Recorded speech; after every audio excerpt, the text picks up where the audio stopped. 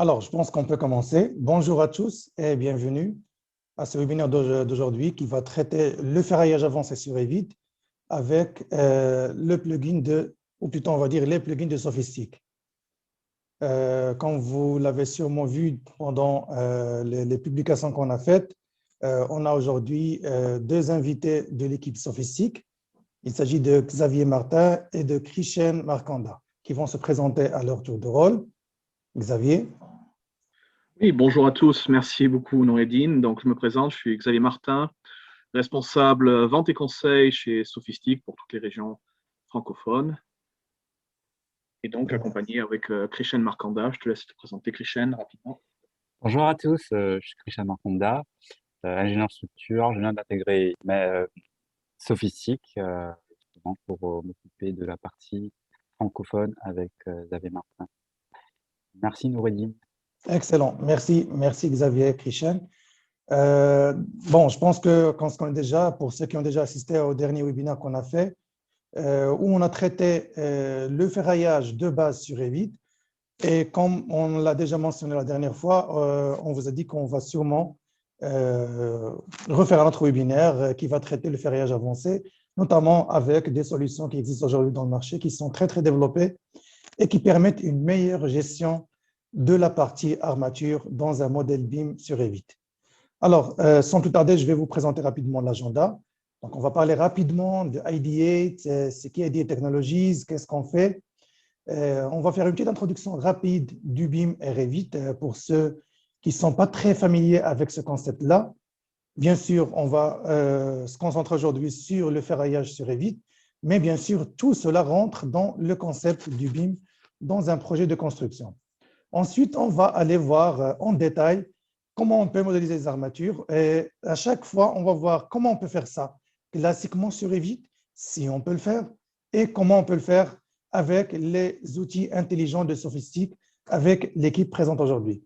Donc, on va voir comment on peut modéliser les armatures, comment on peut ajuster ou modifier ces armatures qui ont été générées ou modélisées, comment on peut gérer ces armatures-là avec leur numérotation, la partie annotation qui est très importante, et aussi la nomenclature et le contrôle de ces éléments-là en question.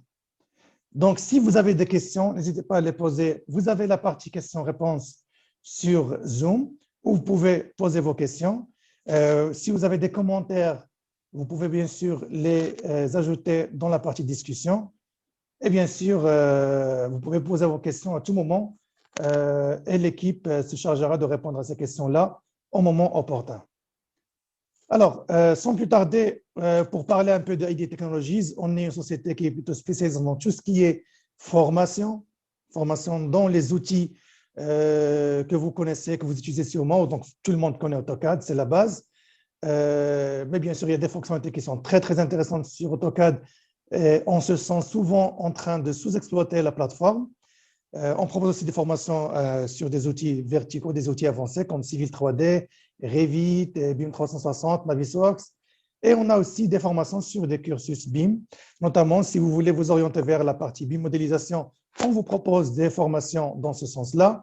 Que vous soyez une entreprise ayant besoin de former son équipe ou des particuliers voulant développer leur connaissance et leur savoir-faire dans le secteur de la construction pour tout ce qui concerne le BIM, on est là aujourd'hui pour livrer ce genre de formation, que ce soit en semaine, en soir, en week-end, et bien sûr des formations avec des tests d'évaluation pour chaque niveau. On n'est pas seulement limité à la partie formation, on essaie de fournir des solutions complètes, que ce soit logiciel, formation et accompagnement. Vous savez très bien qu'aujourd'hui, si vous achetez un logiciel et que vous ne vous formez pas dessus, ça devient un outil, on va dire, qui n'est pas vraiment très bien exploité. Donc, on essaie de proposer les logiciels et aussi la formation qui va avec, que ce soit des produits Autodesk que vous connaissez, que j'ai mentionné, comme aussi des produits Sophistic. Aujourd'hui, on va voir quelques solutions de la plateforme Sophistic. Je pense que mon collègue Xavier va expliquer plus en détail les fonctionnalités des différentes solutions de Sophistic. Et dans un futur très proche, on va aussi commencer à proposer des formations sur les solutions Sophistic aussi. Comme je vous ai dit, notre vocation, c'est de fournir des solutions complètes, que ce soit logiciel, ou aussi utilisation et information sur l'outil en question. On veut que l'outil soit bien implémenté, bien utilisé et bien exploité pour que l'investissement soit rentabilisé. Alors, on a parlé un peu de nous. Je vais juste rapidement expliquer c'est quoi le concept du BIM. Et ensuite, je vais laisser la main à mon collègue Xavier pour un peu introduire l'équipe Sophistique, introduire Sophistique en question. Et ensuite, on va démarrer. Donc, en fait, le BIM, comme vous le connaissez sûrement, c'est une méthode de travail qui commence à se formaliser dans le secteur de la construction. Déjà, dans plusieurs pays en Afrique et en Europe et partout dans le monde, on commence à voir des maîtres d'ouvrage qui imposent le BIM dans leurs projets, des bureaux d'études qui proposent aussi des services BIM. Et donc là, on commence à entendre ça, le BIM à droite et à gauche, et on ne sait pas ce que c'est réellement. Alors, il faut savoir que le BIM ne se limite pas seulement aux outils et aux logiciels. Le BIM n'est pas Revit. Pour dire de façon simple, le BIM, c'est de fait de pouvoir modéliser l'information de votre projet dans une base de données qu'on appelle souvent base de données graphique. Donc, le modèle 3D, c'est vrai qu'il est là, on peut voir notre bâtiment ou notre ouvrage bâti réalisé en 3D sur, par exemple, Revit ou d'autres logiciels. Mais ce qui est très important dans le BIM, ce n'est pas le modèle 3D, c'est l'information qui a été stockée dans ce modèle-là et comment on gère cette information-là. Vous entendez souvent parler de niveau de détail, niveau de développement, ou ce qu'on appelle le LOD ou LOI, Level of Information. C'est des informations qu'on va fournir à notre maquette ou à notre modèle BIM au fur et à mesure qu'on avance dans un projet. Lorsque vous travaillez sur un projet en phase avant-projet sommaire, votre bâtiment votre modèle ou votre maquette BIM va inclure des informations de base parce qu'on est en phase préliminaire, sommaire. Plus on avance dans le projet et plus on va commencer à enrichir cette maquette ou cette base de données graphiques avec des informations. Un mur qu'on va représenter dans la phase APS, ça va être juste un mur géométrique avec l'épaisseur, la longueur, la hauteur. Quand on avance en phase APD, par exemple, avant-projet détaillé, là, on va commencer à enrichir, à dire on a le revêtement extérieur X, revêtement intérieur Y, on a des couches qui composent ce mur-là, double cloison en maçonnerie avec du vide ou avec un isolant. Donc là, on commence à enrichir cette maquette-là, ce modèle-là, avec des informations de plus en plus intelligentes. Lorsqu'on arrive à la phase d'exécution, on a déjà renseigné toutes les informations nécessaires pour enrichir cette maquette-là. Alors, pour bien montrer ça en pratique, chaque métier, chaque discipline va travailler sur sa propre maquette, bien sûr, tout en tenant compte des autres maquettes. L'architecte va commencer à développer sa première maquette architecturale. L'équipe structure va commencer à développer la maquette structure en se basant sur la conception archi. Il en va de même pour tout ce qui est technique, fluide, CVC, électricité et plomberie, et aussi tout ce qui est aménagement extérieur, infrastructure concernant ce projet en question. Donc, chacun développe sa maquette sur la plateforme ou sur les outils qu'il maîtrise. Et une fois que ça a été bien développé, on peut facilement agréger ou superposer ces maquettes-là dans un seul emplacement pour obtenir ce qu'on appelle un modèle BIM multidisciplinaire. Et il faut savoir que grâce à cette maquette-là, grâce à ce modèle pluridisciplinaire, on peut effectuer plusieurs opérations. On peut extraire plusieurs informations. Déjà, tout ce qui est documentation, plan 2D, coupe, vue de détail, élévation, etc., ça devient un résultat.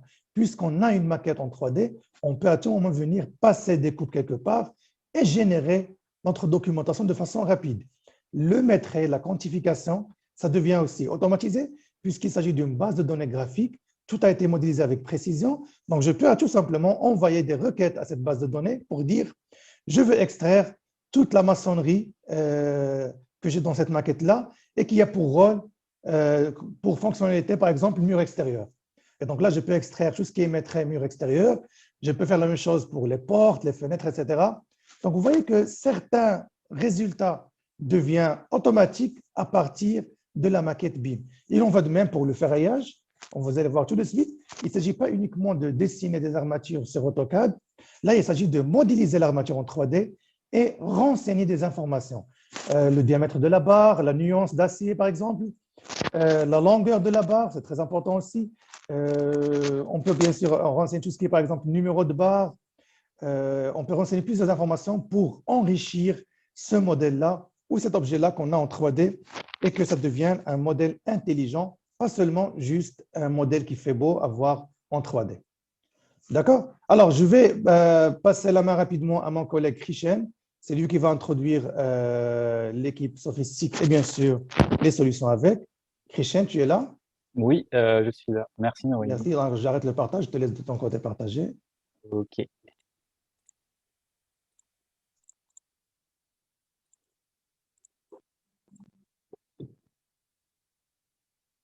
Euh, J'essaie de partager. J'ai un message d'erreur me disant que je peux pas partager mon écran. Il m'attarde d'activer le partage d'écran pour par les participants. Ah,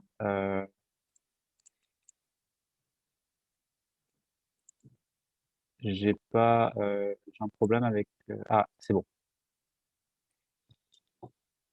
Ok, vous voyez mon écran? D'accord. Oui, c'est parfait. Donc, Sophistic est un éditeur de logiciels fondé en 1987 en Allemagne par Thomas Fink et Casimir Katz.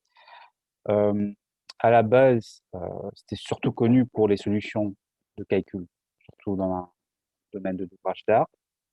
Donc, précurseur en matière du BIM et du FEA, comme on le verra tout de suite avec nos solutions. Avec les 30 ans d'expérience depuis ces années, on compte à présent plus de 80 employés. Donc, on a une implantation assez importante un peu partout dans le monde, avec plus de 6000 clients sur son pays et 30 partenaires distributeurs internationaux et 10 centres de compétences. Moi-même, je suis basé à Paris et Xavier à Nuremberg en Allemagne. Donc, dans nos lignes de produits sophistiques, on peut traduire ces différentes panels de produits, disons, en deux catégories, qui sont la partie de calcul, dimensionnement, structure, et la partie modélisation. Donc, dans cette partie modélisation, aujourd'hui, ce qu'on verra, c'est la partie de ferraillage, mais également, on a une solution qui s'appelle SBIM, qui est pour la modélisation paramétrique des ouvrages d'art, qui peut être intéressant aussi si c'est votre corps de métier. Donc, aujourd'hui, ce qu'on va parler, c'est le workflow pour le bâtiment. Donc, comme a dit Noureddine tout à l'heure, le BIM, on le voit venir, on entend beaucoup parler, mais ça n'est pas uniquement la modélisation 3D, comme vous le savez, certains d'entre vous peuvent le connaître, c'est que bon, AutoCAD, depuis plusieurs années, il le fait, la modélisation 3D. C'est quelque chose qui est déjà, disons, qui existait déjà. Mais le BIM, c'est plus que ça. Le BIM, c'est une base de données. Pour faire simple, le BIM, c'est un peu comme une feuille Excel où les cases sont liées l'une aux autres. Donc, cette information, si vous voulez, on va le récupérer. Donc, les précurseurs du BIM sont, si vous voulez, ce qui est important pour eux, c'est cette information qui est centrale. Donc, pour nous, notre logique, c'est de pouvoir justement bénéficier de l'information qu'a l'ingénieur structure et de pouvoir en fait faire que le travail du projeteur et le travail de l'ingénieur travaillent plus ou moins soit dans ce workflow-là.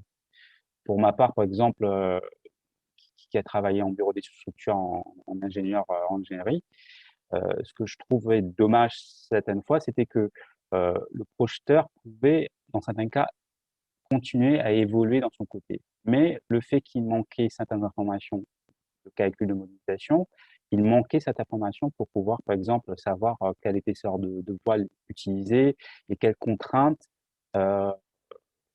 on avait en calcul. Pareil pour moi, souvent, en attente du modèle projeteur, je ne pouvais pas avancer et souvent, soit il me fallait reprendre certaines parties du calcul, notamment si on avait des ouvertures ou certaines contraintes qui, au final, peuvent mettre en, disons, en question toute la conception telle.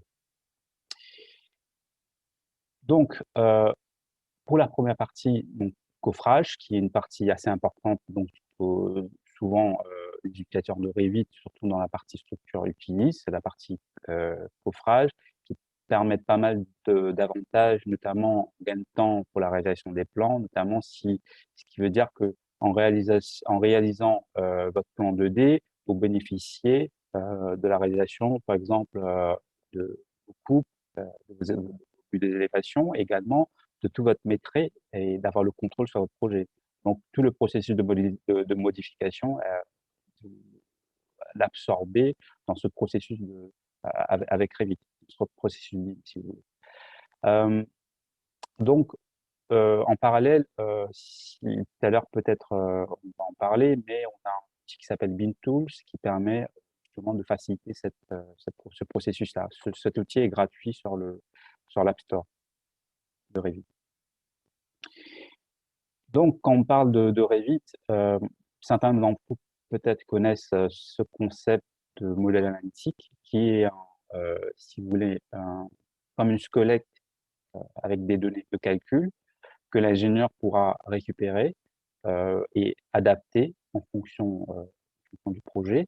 Justement, ce squelette, il va être implanté sur le modèle projeteur ou modèle Revit que vous utilisez et on pourra lancer un modèle statique directement dans Revit avec notre solution. Donc là, on reste bien entendu dans Revit, ça n'est pas un outil externe. Donc, voilà, ça c'est le processus de la partie calcul. Donc, on a un processus d'analyse. Donc, ça, c'est assez classique. Donc, c'est une analyse élément fini, un maillage élément fini, comme vous savez. Ce maillage élément fini permet justement de sortir les efforts et sortir les notes de calcul. Donc, avec cette information, on arrive à avancer sur le projet. Et également, dans le cas de modification, on arrive à justement de façon très fluide et très instantanée à savoir l'impact que ça a sur notre structure. Ça, il ne faut pas l'oublier. Donc, la troisième partie qui est la partie de détail, d'armature, de mise en plan, si on veut. Ça, c'est une partie, je pense, qui intéresse beaucoup de personnes qui souhaitent justement basculer dans Revit, c'est de connaître au final la qualité de mise en plan. Parce qu'au final, ce qu'on va vouloir savoir justement dans tout ce processus, dans tous ces mots, cette nouvelle conception, un nouveau, disons, environnement de travail, c'est au final, est-ce qu'on arrive à avoir la même qualité de plan de ce qu'on avait avec nos outils du passé, AutoCAD, etc. Donc, ici, aujourd'hui, ce que va montrer Xavier tout à l'heure, c'est la partie de détail et la partie de notre plugin RCD. Également, on a la solution pour la partie calcul de pouvoir, justement, de façon instantanée, comme je disais tout à l'heure, avec les efforts de calcul, pouvoir voir sur votre modèle, directement sur votre modèle Revit, si votre ferraillage théorique est suffisant par rapport à votre modélisation des ferraillages 3D que vous avez définis dans votre projet. Donc, vous avez ces outils qui vous permettent justement de pouvoir bénéficier un peu de cette puissance de ce moteur de calcul et de ces logiciels, de ces plugins, donc ces nouveaux, disons, potentiels qui, dans un certain sens, va vous permettre de faciliter un peu tout ce processus entre le calcul et la réalisation de vos plans. Mais tout ça, en fait, ce workflow, au final, qu'est-ce que ça peut, disons, vous apporter? Pour moi, en fait, ce que je vois à travers ça, parce que c'est beaucoup de mots, c'est beaucoup de concepts, c'est au final, je pense que beaucoup d'entre vous qui sont dans l'industrie, en entreprise, qui sont en bureau d'études, la chose la plus frustrante que pour moi, je trouve personnellement, c'est de devoir justement souvent refaire la même chose plusieurs fois. Souvent dans un même projet, on se retrouve à remodéliser, remodifier, souvent après plusieurs années, après avoir peut-être démarré d'autres projets et de devoir, si on veut, revenir sur le même détail, revenir sur les mêmes choses. Pour moi, ce processus, il apporte, c'est justement de ne pas avoir à faire ça. Donc, si par exemple, je dis, si votre modèle physique il change ou il y a quelque chose de modification, ça veut dire que vous aurez juste à lancer le calcul, à voir ces modifications et justement à les impacter directement sur votre projet. Donc, voir si cela impacte votre armature et s'il y a des modifications en cours. Et justement, dans ce workflow-là, lancer une deuxième révision de votre note de calcul ou de vos plans de ferraillage sans que cela vous prenne plus de temps. Et ça n'est pas, disons, quelque chose de virtuel. Moi, j'ai travaillé, avant d'être chez Sophistic, j'ai travaillé dans un grand groupe et c'était déjà possible. C'était déjà possible, pas avec Sophistic, parce que du coup, euh, c'est une grande entreprise, ils ont développé eux-mêmes leur solution. Mais nous, justement, ce qu'on amène avec Sophistic, c'est la possibilité que euh, des entreprises moyennes, taille moyenne, peut-être petites entreprises ou grandes entreprises, que ce soit, ils aient accès à cette technologie. Donc, euh, comment donc, on va arriver justement à ça aujourd'hui? Donc, c'est ce que Xavier va nous présenter, à prendre part aussi, continuer avec la présentation. Donc, on va, on va pas plus rentrer un peu plus dans les différentes solutions de plugins. Je vais laisser maintenant la main à Xavier qui va vous présenter aujourd'hui une des différentes possibilités, donc le plugin ferraillage dans Revit, RCD. Xavier, je te laisse à présent la main. Oui, merci Christian. Je ne sais pas si Noureddine, tu voulais peut-être juste d'abord montrer un peu justement les Oui, fonctionnalités essentielles. exactement, c'est ce que je voulais montrer aussi, merci. Alors, je vais juste vous montrer rapidement et aussi faire un petit rappel de ce qu'on a vu la dernière fois dans le webinaire précédent où on a vu un peu comment on peut modéliser des armatures sur Revit pour vous montrer un peu à la fois les capacités de Revit à générer des armatures et aussi ses limitations. Bon, c'est un moteur de modélisation qui est très, très puissant, mais bien sûr, il y a certaines limitations qu'on a aujourd'hui qui font qu'on ait besoin de certains outils un peu puissants pour pouvoir gérer des projets plus costauds, bien sûr, des projets plus réels. Alors là, je suis sur l'interface de Revit, je pense que tout le monde peut voir mon écran sans problème. Donc ici, par exemple, j'ai commencé un projet vierge, je suis au niveau 2, je vais rapidement modéliser juste quelques éléments, par exemple des poteaux en béton. Donc comme vous voyez ici, donc je lance la commande poteau, je viens insérer un premier poteau ici. Bon, normalement, ça devrait se faire avec une grille bien spécifique de quadrillage, etc. Bon, nous, juste pour la rapidité de l'exemple, pour vous montrer ce qu'on peut faire sur Revit. Et là, je vais générer quelques poutres de base, en béton aussi. Voilà, donc vous voyez qu'en quelques secondes, je peux rapidement générer une petite structure de 4 poteaux, 4 poutres de base. Voilà. Donc là, si je passe à la vue 3D, je peux les voir ici de façon tranquille. Je vais désactiver le modèle analytique. Pardon, je vais les activer ici. Voilà. Et je vais passer à un affichage ombré ou en ligne cachée.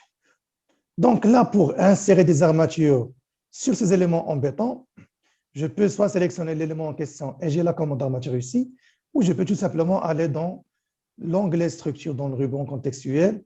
Et ici, j'ai des groupes de commandes d'armature. Donc là, je choisis la commande d'armature. Donc ça, on l'a déjà vu la dernière fois, pour dire que les traitements d'extrémité ne sont pas inclus dans la forme d'armature, c'est plutôt ici, dans les propriétés. Donc je prends les armatures longitudinales, je me mets dans le plan de construction, plan d'enrobage proche, je me mets parallèle à l'enrobage. Donc là, vous voyez que là, il me propose des armatures perpendiculaires.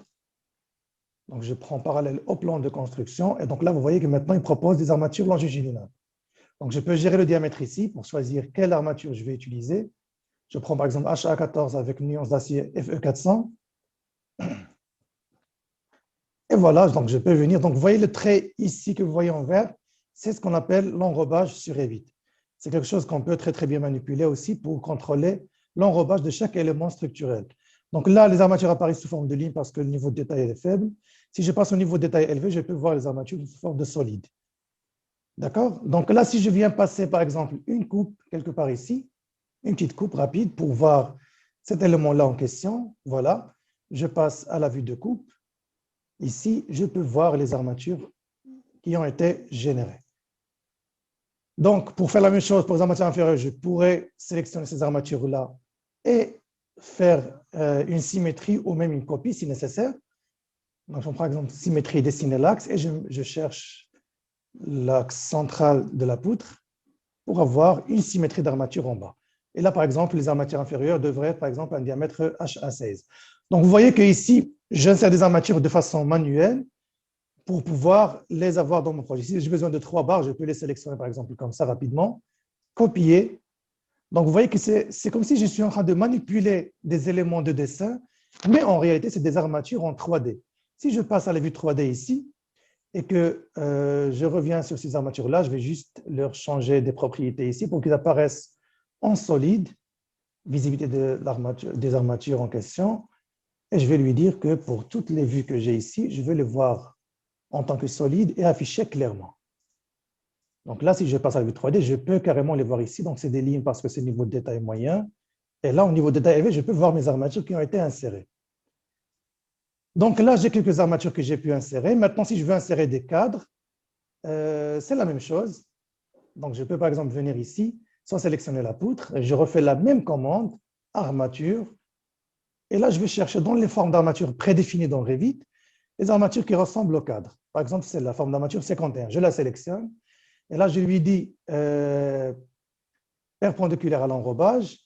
Et je peux venir l'insérer. Par exemple, là, c'est une armature unique. Je peux lui dire ici, c'est un jeu d'armature avec un espacement maximal. Bon, ça, c'est en millimètres parce que l'unité de projet par défaut est définie sur les millimètres. Mais bien sûr, je peux changer ça en centimètres, pas de problème. Par exemple, je vais définir un espacement de 20 centimes, c'est-à-dire 200 millimètres. Et là, regardez, quand j'approche la poutre, il m'insère automatiquement une série de cadres avec l'espacement choisi ici. Donc là, juste quelques ralentissements au niveau de mon Revit, parce que j'ai récemment fait une petite mise à jour. Mais là, vous les voyez clairement, les armatures ont été insérées au niveau de la poutre. Bon, déjà, le premier souci, c'est qu'il n'a pas respecté l'espacement minimal. Donc, vous voyez que le premier cadre d'armature, il est au niveau du nu de la poutre, ce qui n'est pas vraiment pratique. La même chose ici. Deuxièmement, vous voyez qu'il ne permet pas d'insérer des cadres d'armature avec un espacement variable, c'est-à-dire avoir un espacement plus serré au niveau des appuis et un espacement standard au niveau du milieu de la travée ou de la poutre en question. Donc, vous voyez que ça, Revit ne me permet pas de le contrôler. Si je passe à la vue de coupe, par exemple, là, vous voyez qu'il me manque un crochet ici, c'est très facile à gérer ça. Donc, au niveau des propriétés de ces cadres-là, je vais changer le crochet de début et le crochet de fin pour avoir 135 degrés, et voilà mon armature. Encore une fois, je dois refaire la même manipulation pour pouvoir les voir en 3D. Généralement, ça, c'est quelque chose que je recommande à faire à la fin, quand on insère toutes les armatures, on sélectionne toutes et on peut les insérer. Donc là, vous voyez qu'on a facilement inséré les armatures. Mais vous avez vu que pour insérer ces armatures-là, j'ai dû les faire manuellement, insérer les barres supérieures une par une. Bon, je peux le faire à 3 en même temps, mais c'est quand même manuel. Je peux faire la même chose ici. Et pour les armatures transversales, j'ai fait le même travail. Maintenant, si je veux avoir des cadres avec des espacements variables, je devrais revenir sélectionner, par exemple, ces cadres-là, et je vais pouvoir lui dire que ces armatures-là s'arrêtent à une longueur, par exemple, H sur 3 ici, H étant la hauteur de l'élément en question. Donc là, je peux lui dire que les cadres d'armature que j'ai générés ici s'arrêtent quelque part que je peux choisir, mais vous voyez qu'il ne me donne pas de précision. Je ne peux pas lui dire manuellement que ces armatures sont à une distance spécifique. Donc, c'est un travail manuel que je dois faire pour lui dire que les armatures s'arrêtent à une distance ici, faire une symétrie pour avoir les cadres avec l'espacement critique dans l'autre sens, et ensuite insérer d'autres armatures transversales au milieu avec l'espacement standard. Alors que toute la force, on va dire, de Sofistic nous permet de faire ça de façon automatisée et ne pas le faire manuellement. Donc, vous voyez que je peux voir les armatures ici en 2D, je peux les voir en 3D ici, c'est tranquille. je les vois en coupe. Et donc, quand je les sélectionne, je peux voir si des cadres HA14. Bon, ce n'est pas pratique des cadres en HA14. On va prendre plutôt HA10. Voilà. Et donc, vous voyez que ce n'est pas seulement des armatures en 3D pour faire beau, comme j'ai dit au départ, c'est plutôt des armatures avec des informations intelligentes. Donc, j'ai exactement la quantité, j'ai 45 cadres, j'ai l'espacement, je peux régler les crochets comme je l'ai fait tout à l'heure, j'ai une vue en plan qui est très intéressante. Donc, à la fois, je peux produire des plans, bon, comme vous le voyez ici sur Revit, et aussi, ça me permet de produire aussi des vues de coupe, des vues de détail, et ensuite des nomenclatures qu'on va voir par la suite. Mais comme vous avez vu que ça, c'est des limitations actuelles de Revit, chose qu'on peut facilement contourner avec les outils de Sophistic. Donc ça, c'est les armatures pour un objet linéaire, poutre. La même chose pour les poteaux. Si je place une dalle et je lui mets des armatures surfaciques, ça va être la même chose. Par exemple, ici, j'ajoute une dalle. Bon, je prends une dalle épaisseur 30 cm et je lui dis que la dalle, le contour de la dalle, c'est ce contour-là en question. Voilà. La dalle va être placée au niveau supérieur, sans problème. Bon, je n'ai pas spécifié le sens de portée. Donc, vous voyez que la dalle a été placée ici. La voilà, elle est là. Voilà. Et donc là, je peux refaire le même travail. Bon, ça, c'est un symbole que je peux supprimer juste pour faciliter la visualisation. Je sélectionne la dalle et je peux choisir armature surfacique. Et là, Revit me propose déjà de lui montrer est-ce que je veux ferrailler toute la dalle ou juste une partie avec cette commande de ferraillage surfacique. Donc là, je vais lui dire le contour, c'est la dalle entière. Et là, je peux régler, par exemple, les barres supérieures dans la direction principale, c'est du HA14, espacement 30. Les barres secondaires, on va dire c'est du HA8 ou du HA10 FE400, espacement 30. Pour la nappe inférieure, direction principale, je prends du 12, ou peut-être je garde le 14. C'est plutôt dans la partie supérieure que je vais mettre le 12, ici par exemple, HA12. Voilà. Donc 12, 10 pour la partie supérieure et 14, 10 pour la partie inférieure, avec le même espacement. Et je clique sur Appliquer. Une fois que je termine, je quitte le mode esquisse. Et là, ça ne se voit pas directement, mais j'ai des armatures ici. Donc là, je vais juste supprimer les annotations qui sont apparues par défaut sur Revit. Je sélectionne tout l'objet de ferraillage surfacique. Voilà. Et par exemple, là, je peux lui contrôler la visibilité pour que je puisse les voir de façon solide en vue 2D. Voilà. Et aussi en vue 3D. Donc, vous voyez que j'ai pu facilement insérer des armatures surfaciques sur la dalle. Mais comme je vous l'ai dit, il y a quelques limitations sur Revit. Si par exemple, j'ai une ouverture dans la dalle qui est très petite, une ouverture que vraiment ne nécessite pas forcément une réservation très détaillée. Par exemple, supposons que sur ma dalle, ici, je refais le contour et j'ajoute une ouverture quelque part, par exemple ici, une toute petite ouverture comme ça. Donc, vous allez voir que Revit va automatiquement ajuster les armatures pour cette ouverture-là.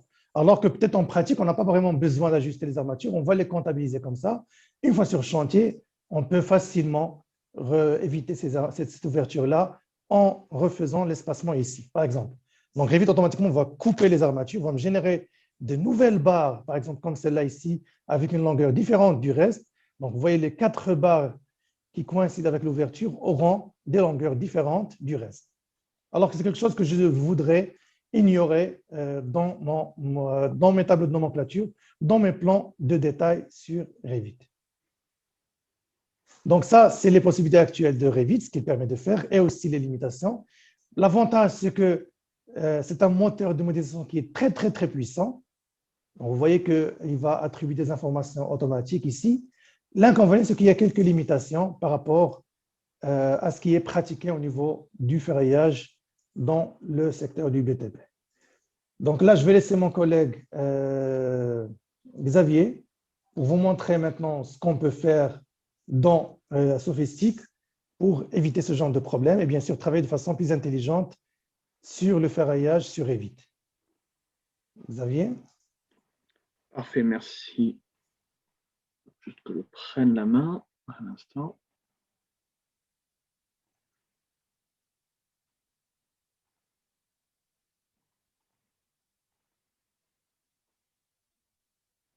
Donc, vous devriez voir mon écran maintenant. Alors, comme Noureddine l'a bien expliqué, donc, sur cette partie de modélisation des armatures, on s'aperçoit donc que l'armature existe de manière native dans Revit. On a donc, quand on veut modéliser nos armatures, on a vraiment des outils à notre disposition, des outils de Revit. Ils sont quand même assez intéressants, on a quand même certaines options, mais on a toujours ces difficultés à être précis et à avoir vraiment ce que l'on veut faire au détail pour vraiment gérer un modèle tel que l'on voudrait l'avoir vraiment sur chantier pour les livraisons. Moi, je fais toujours le parallèle à dire, voilà, Revit, c'est une boîte à outils, c'est un marteau, mais parfois, le marteau tout seul n'est pas le plus optimal. Il nous faut un marteau-piqueur ou bien il nous faut autre chose. Donc, vraiment, Revit, ça va être une base pour faire de la modélisation. Alors, nous, Sophistic, en fait, ce que nous, on essaie de faire, c'est de ne pas venir remplacer les fonctions de Revit. Elles sont déjà là, donc on n'a pas besoin de réinventer la roue. C'est plutôt de se concentrer sur ce que l'on ne sait pas faire ou ce que l'on ne sait pas faire bien. Donc, il y a bien sûr sur le marché aussi d'autres outils qui, eux, justement, un peu remplacent de ce que fait le Revit. Vous avez quelques plugins qui vous permettent de faire, vous cliquez sur une poutre et vous avez un dialogue qui va vous donner quelques options.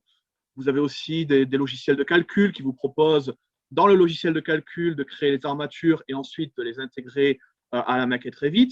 Mais tout ça, le problème, c'est que dans un cas, vous êtes donc avec vraiment beaucoup de limitations, puisque vous avez vraiment uniquement un dialogue qui vous permet de faire ça, ou dans l'autre, vous êtes dans un logiciel de calcul qui n'est pas un logiciel de dessin et qui donc, lui, ne vous permet pas d'aller dans le détail de ce que vous avez besoin de faire, ne vous permet pas d'être vraiment de manière intégrée sur une maquette, s'il y a des changements d'un côté, de les répercuter de l'autre. Et donc, on a ce problème d'efficacité derrière. Alors, Sophistic, nous, on a fait le choix un peu d'aborder le sujet d'une autre manière, de se dire, bon, il y a d'abord une problématique de modélisation, et on a des outils natifs que l'on peut utiliser. La question, c'est comment est-ce qu'on peut optimiser cette modélisation. Et d'autre part, je peux modéliser, comme on l'a vu, par exemple, nos cadres. Le problème que j'ai, c'est de gérer ces cadres, ces étriers, pour ensuite avoir une répartition, par exemple, avec des espacements variables. Et en plus, dès qu'on va avoir des objets un peu plus complexes, par exemple, si je vous montre une sorte de demi-coupole, vous allez me dire, OK, comment est-ce que dans ce cas-là, pour une petite demi-coupole, on rencontre de temps en temps de ce genre de géométrie, là, ça devient beaucoup plus complexe de créer notre armature. Alors, sur le premier point, par exemple, j'ai une petite poutre que j'ai modélisée ici, pour la ferrailler. Eh bien, ce qui va être intéressant, c'est ce que expliquait Krishen tout à l'heure, c'est de se dire, on est dans une maquette pluridisciplinaire. Donc, on a la possibilité d'avoir à la fois un modèle de coffrage, un modèle donc, qui, par exemple, représente mon bâtiment en 3D, mais j'ai aussi la possibilité d'avoir un modèle de calcul. Un modèle de calcul qui est directement dans Revit, et grâce aux fonctionnalités de Sophistic, on est capable de faire du calcul de cette structure. Donc, ça veut dire que pour cet élément, je sais, par exemple, quelles sont les armatures qui ont été calculées, et je peux, par exemple, afficher les armatures requises pour nos poutres, et donc voir que ici, j'ai besoin, par exemple, de 7 cm² sur la poutre du deuxième étage. Je vois un diagramme d'armature requise qui s'affiche ici. Même chose, bien sûr, pour des dalles où je peux, par exemple, afficher les armatures requises. Donc déjà, c'est de dire, j'ai l'information, qu'est-ce que je veux, qu'est-ce qu'il me faut, parce que c'est des informations qui, de toute façon, me viennent d'un calcul qui a été fait par un ingénieur. Mais cette information, je peux aussi l'utiliser pour optimiser mon travail. Donc l'idée, c'est de se dire, on a déjà des résultats de calcul qui viennent de différents logiciels. Je vous ai parlé de Sophistic, mais bien entendu, il y a d'autres logiciels de calcul sur le marché. On ne va pas dire que Sophistic est partout ou que vous allez sauter du jour au lendemain uniquement sur du Sophistic de A à Z. Mais en tout cas, on va avoir ces résultats. Et nous, ce que l'on veut faire, c'est de convertir ces résultats de calcul vers des armatures 3D en respectant bien sûr quelques règles qui sont des règles normatives, mais aussi donc des règles que moi je vais spécifier en tant qu'utilisateur. Et donc cette poutre ici, comme elle a déjà été calculée, eh bien moi ce que je peux faire, c'est que je peux dire c'est ma poutre numéro B2, eh bien je vais la ferrailler, Et donc là, j'ai un dialogue qui va s'ouvrir, qui va me proposer de spécifier les armatures que je veux avoir pour les armatures longitudinales, supérieures, inférieures, les armatures transversales, mais en se basant sur des résultats de calcul que je peux avoir bien sûr différents résultats, ELU, ELS, on peut avoir donc, comme je l'expliquais, des résultats venant d'autres logiciels, et je peux le faire pour un élément ou pour plusieurs. Et donc à chaque fois, je vais pouvoir spécifier quelles sont les barres que je souhaite utiliser comme référence, qu'on appelle les armatures de base. Le logiciel va me dire, oui, voilà les fameux 7 cm² qui étaient requis. Et donc, si je lui dis, ben, mets comme armature de base de diamètre 10, il me dit, attention, on n'est que à 1,57 cm. Et bien, dans ce cas-là, ce que va faire le logiciel, quand je vais cliquer sur OK, c'est qu'il va dire, je vais placer de diamètre 10 là où il n'y a aucun besoin. Par contre, dès que j'ai besoin d'un peu plus d'armature, j'ai le droit d'utiliser d'autres barres. J'ai différents paramètres qui vont me permettre de dire est-ce qu'il faut rajouter des barres ou est-ce qu'il faut plutôt augmenter les diamètres, etc. Et donc, en cliquant sur cette option, le logiciel va donc venir ici me créer mes armatures, comme on le voit, et les a créées désormais directement avec différents espacements de barres, tel que je le vois ici, différentes armatures. Donc, je peux voir ici que j'ai une armature longitudinale complète, mais il y en a aussi une deuxième qui commence ici. Donc, on a une fin de barre qui commence là, parce qu'on a un renfort en milieu de poutre. Et tout ça ici est vraiment pensé en liaison avec le modèle de calcul. Okay, donc ça, c'est ça qui va être intéressant pour nous, c'est de se dire, d'accord, on a quelques outils de base de Revit qui vont nous permettre de modéliser ça. Il y a d'autres possibilités que pour modéliser des choses standards, mais avec Sophistic, je vais pouvoir optimiser ce travail que je fais pour pouvoir vraiment modéliser mes armatures en 3D. Et ce qui va être aussi intéressant, c'est que je modélise des armatures en 3D manuellement, avec Sophistic, avec d'autres outils, on s'en fiche, on les a modélisés, on va les changer. Et c'est quand même toujours cette réflexion de se dire, tout doit être lié à est-ce qu'il y a des changements au niveau des prérequis de l'ingénieur, du calcul. Et donc, je veux pouvoir contrôler ce que moi j'ai fait au niveau donc, de mon armature. Je les ai créés, d'accord, mais je veux aussi pouvoir les vérifier. Et donc, exactement de la même manière, je vais donc sélectionner des objets, sélectionner des bases de données de Sophistic. Alors, attendez, je vais sélectionner une autre base de données cette fois-ci. Voilà. Et donc, ici, désormais, ce que je vais afficher, c'est de pouvoir contrôler sur mon modèle l'armature requise. Ah, j'ai pris la mauvaise base de données. L'armature requise contre l'armature fournie. Donc là, par exemple, je vois les niveaux d'armature requis. C'est vraiment les armatures requises longitudinales, où je vois les fameux 7 cm². Mais ici, il s'agit des armatures que j'ai positionnées. Le fait que, justement, j'ai une première barre et une deuxième barre qui est ici. Donc, si je mets ces deux diagrammes l'un à côté de l'autre, parce que je ne suis pas le grand expert Revit. Voilà. Donc, si je change, par exemple, les propriétés d'une armature en disant, ben voilà, pour le moment, c'est un diamètre 10, donc cela me donne mes fameux 1,6 cm². Eh bien, si je les modifie, que je transforme ça en diamètre 12, le logiciel va bien entendu tout mettre à jour et me dire, désormais, j'ai positionné 2,3 cm² sur mon modèle. Et je peux compléter ça avec donc l'affichage de la fameuse armature requise par le calcul, telle que je vous l'ai montré tout à l'heure. Donc ça va vraiment être dans l'idée première de dire on travaille ensemble avec l'ingénieur, et donc on est vraiment sur une maquette pluridisciplinaire qui nous permet donc de modéliser notre armature sur la base de ces résultats de calcul et d'afficher ensuite l'armature requise en rouge et l'armature fournie en bleu ici. Okay, c'est vraiment ce concept, on passe du calcul à l'armature 3D. Après, il y a aussi, comme je vous l'ai dit au début, Sophistic, nous, c'est de venir compléter ce que fait Revit et d'améliorer les choses qu'on ne sait pas faire justement aujourd'hui, où c'est difficile de le faire avec Revit. Un autre exemple dont on parlait, c'est que bon, je peux par exemple modéliser mes armatures, mais on a cette problématique de dire, ben, si je les modélise à la main, comme l'a fait donc Noureddine, on a une disposition d'armature qui cette fois-ci est constante tout le long de notre modèle. Donc là, j'ai tout le long une disposition constante.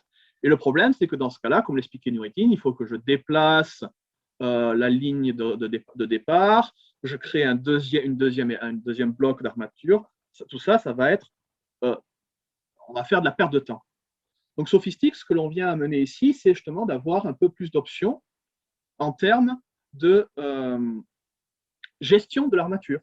De pouvoir dire, ben, je veux par exemple découper cette répartition d'armature, je veux par exemple la découper ici au niveau de cette barre. Et maintenant, le logiciel, comme on va le voir, il a créé deux blocs. J'ai le premier bloc qui est ici à gauche, à droite, pardon, et un deuxième bloc à gauche. Et donc, je peux désormais changer ma répartition. Et là, en 2 clics, j'ai fait ce changement au lieu d'avoir à recréer, comme on le montrait Noureddine tout à l'heure, toutes mes armatures, à nouveau déplacer le cadre, replacer justement l'armature par rapport à son coffrage, etc. Je ne perds pas le temps à faire ce genre de choses. Il y a aussi une autre fonctionnalité qui, dans Revit, est très difficile à faire, c'est donc, comme je vous l'ai dit tout à l'heure, c'est des géométries complexes. Donc là, dès qu'on a cette problématique, c'est là aussi où Sophistic va venir compléter les fonctionnalités que l'on a et de venir nous aider à faire de la modélisation d'objets complexes. Les objets complexes sont donc des géométries, des géométries avec des doubles courbures, ou si vous faites de l'ouvrage d'art, du génie civil, on a souvent des éléments dont la hauteur change. Et bien là aussi, Sophistic va vous proposer des fonctionnalités. Pour, par exemple, ici, ma demi-coupole, ben, je peux venir simplement sélectionner cette surface et je vais avoir un menu Sophistic qui s'ouvre, qui me propose de créer mes armatures. Et voilà, en un clic, j'ai créé mes armatures en 3D et sur une telle géométrie complexe. Qui plus est, Noureddine nous l'a montré tout à l'heure, là, vous voyez, les armatures sont modélisées sous forme de fils, parfois elles sont cachées, il y a toute cette gestion qui n'est pas, c'est pas des grosses choses, mais qui s'accumule si à chaque fois je dois revenir dans le menu, changer mes armatures, eh bien je vais avoir une option de visibilité en me disant, ben voilà, je veux les mettre solides, bon, elles sont déjà non cachées, donc je n'ai pas besoin de le faire. Et là, désormais, j'ai donc mes modélisations d'armature où on voit le diamètre vraiment des éléments. Alors j'ai pris un diamètre 6, c'est petit, mais là on voit vraiment les armatures en tant qu'objet 3D, non pas en tant que petit fil. Un autre exemple, donc, comme je l'ai mentionné, plutôt orienté pour ceux d'entre vous qui sont plutôt dans l'ouvrage d'art. Juste un instant, que je trouve le bon fichier.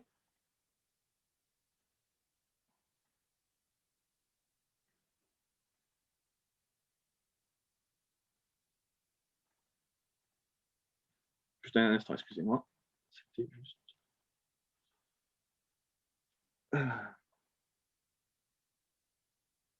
Le temps que le fichier s'ouvre.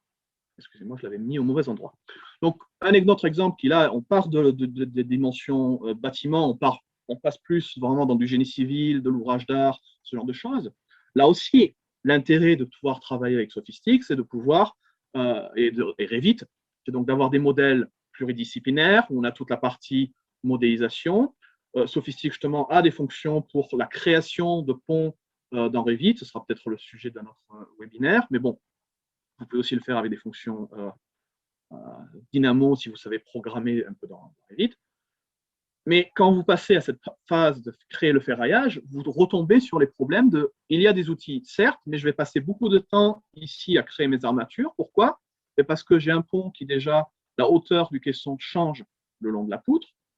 Et en plus, on a un pont qui est légèrement en courbe, donc je ne peux même pas le projeter vers l'avant.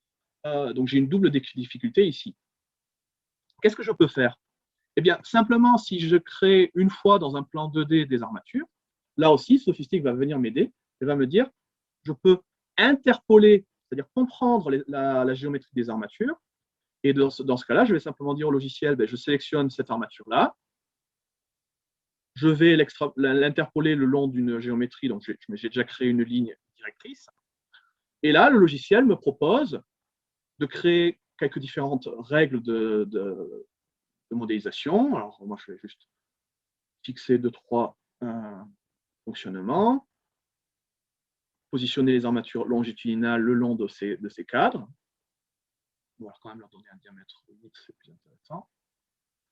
Et là, en l'espace de quelques secondes, on va avoir une armature 3D qui va être générée par Sophistic, comme on le voit.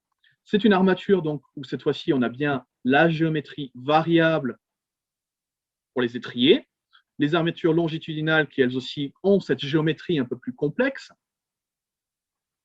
et qui me permet donc d'avoir vraiment modélisé en quelques secondes ce que j'aurais pu faire avec du Revit natif, mais j'aurais passé beaucoup de temps à créer beaucoup de coupes, beaucoup d'éléments, ainsi de suite.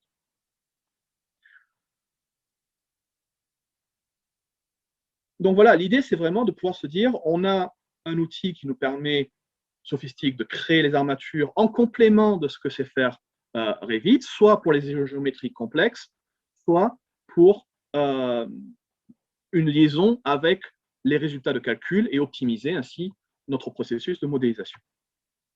Mais en fait, ce qui prend le plus de temps que l'on modélise les armatures dans Sophistic ou dans Revit, c'est toujours d'ajuster en fait ces armatures.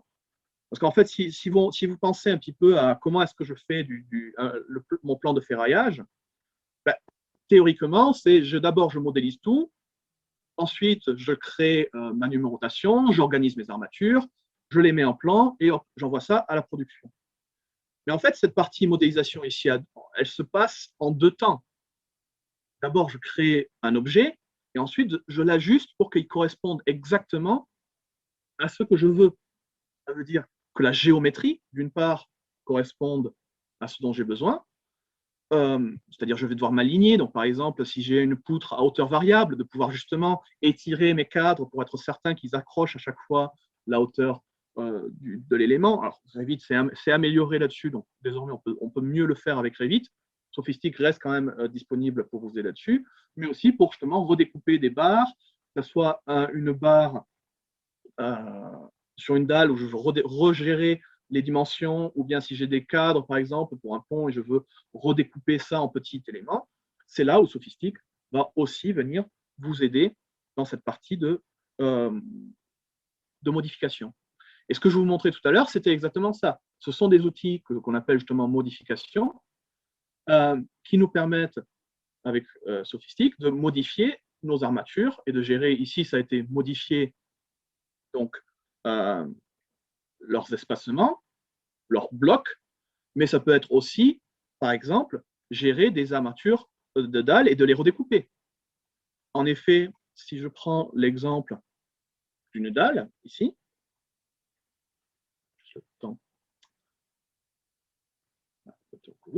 donc par exemple, j'ai ici une dalle qui a une géométrie à la fois standard, mais un petit peu complexe. Elle est d'ailleurs située au même endroit où il y a ma poutre, on en reparlera un peu plus tard. Eh bien, grâce à cause de ça, j'ai ces armatures qui sont là. Et j'aimerais, par exemple, pour le moment, ce sont des armatures, si je les regarde une par une, elles sont toutes avec des longueurs assez importantes. Si je regarde dans la propriété, on a ici 14 mètres de barre. Pourquoi? Parce que Revit, quand je crée une armature sur mon bloc, le logiciel crée une surface, ce qu'on appelle un système de surface, et il crée la barre du début jusqu'à la fin. Et il s'adapte, bien sûr, avec, comme l'a montré Noureddine, aux géométries qui sont ici. Eh bien, ça, c'est pas pour moi, c'est pas pratique. En réalité, j'ai des barres de 12, des barres de 6, etc. Donc, ce que je peux demander à Sophistic, c'est déjà de ne plus avoir un système surface où tout est en un seul bloc que je puisse gérer, mais plutôt de regrouper les armatures en différents blocs que l'on va ensuite pouvoir gérer individuellement. Donc là, je vais exploser ce système. C'est à l'inverse de découper un élément. Là, je le décompose en différents blocs. Donc là, je vois désormais que Sophistic m'a créé des blocs d'armature que je peux gérer indépendamment.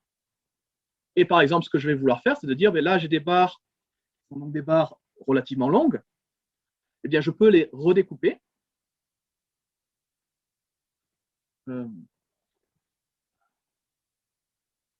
Ah non, pardon, d'abord, avant de les redécouper, ce que je voulais faire, c'était justement de gérer le fait qu'ici aussi, au début, elles sont toutes variables, c'est-à-dire qu'elles suivent bien donc, la courbe, c'est parfait, mais ça veut dire que chaque barre a une longueur différente. Donc, avant de pouvoir redécouper mes barres, je vais d'abord aussi les échelonner pour dire, je vais faire des paquets de 5 barres qui, à chaque fois, font ça en escalier, en quelque sorte. Et donc là, je vais dire au logiciel, voilà, je veux changer ces éléments-là. Je veux donc le faire, si je me rappelle bien, c'est du début à la fin. Là. Et là, donc, je vois désormais l'armature qui est ici et en escalier. Alors, en réalité, j'ai un lit supérieur, j'ai un lit inférieur, donc c'est pour ça que je ne le vois pas. Donc, je vais répéter, j'aurais pu les sélectionner toutes ensemble au début. Je ne l'ai pas fait. Je vais juste récupérer cet élément ici, faire exactement la même chose. Et donc là, on le voit beaucoup mieux. Que ce soit le lit supérieur ou le lit inférieur, on l'a ajusté à la géométrie de ma barre. Je vais faire ça ici aussi pour la deuxième élément, sauf que ici, il va falloir que je le fasse donc de la première barre.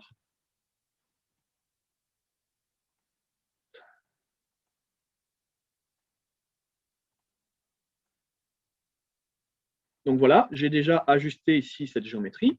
Et donc, comme on le disait, on a donc des barres qui sont trop longues ici. Ben, je vais pouvoir maintenant m'occuper de changer donc ce bloc. Et je vais dire, voilà, je vais découper les barres qui sont ici. Je choisis lesquelles. Et là, je vais pouvoir dire au logiciel, ben, il va falloir les découper, mais des barres désormais avec des barres à longueur standard, qui sont des barres de 6 mètres, que je vais disposer en peigne. Et ici, désormais, le logiciel sophistique vient pour redécouper ces barres et les transformer, on le voit désormais, en des barres qui sont beaucoup plus courtes et qui ont une longueur de recouvrement par-dessus. Okay. Bien sûr, je ne vais pas aller sur toutes les fonctions qui existent dans Sophistic. Vous le voyez, il y a un grand nombre de fonctionnalités. Une autre fonction qui est assez intéressante, que je peux vous montrer juste avec une vidéo. Tout ça, donc, vous pouvez bien sûr accéder à ces fonctions. Vous avez des aides, une documentation qui vous aide à comprendre ce que vous pouvez faire. Et un exemple, c'est ce que tout à l'heure Noureddine nous parlait, c'est le fait que si on positionne une ouverture dans notre dalle, par défaut, Revit s'ajuste à cette géométrie. Ça, c'est très bien, sauf que ça peut être un problème pour nous parce que quand on a des petites trémies, on ne veut pas que le logiciel prenne en compte ces petites trémies.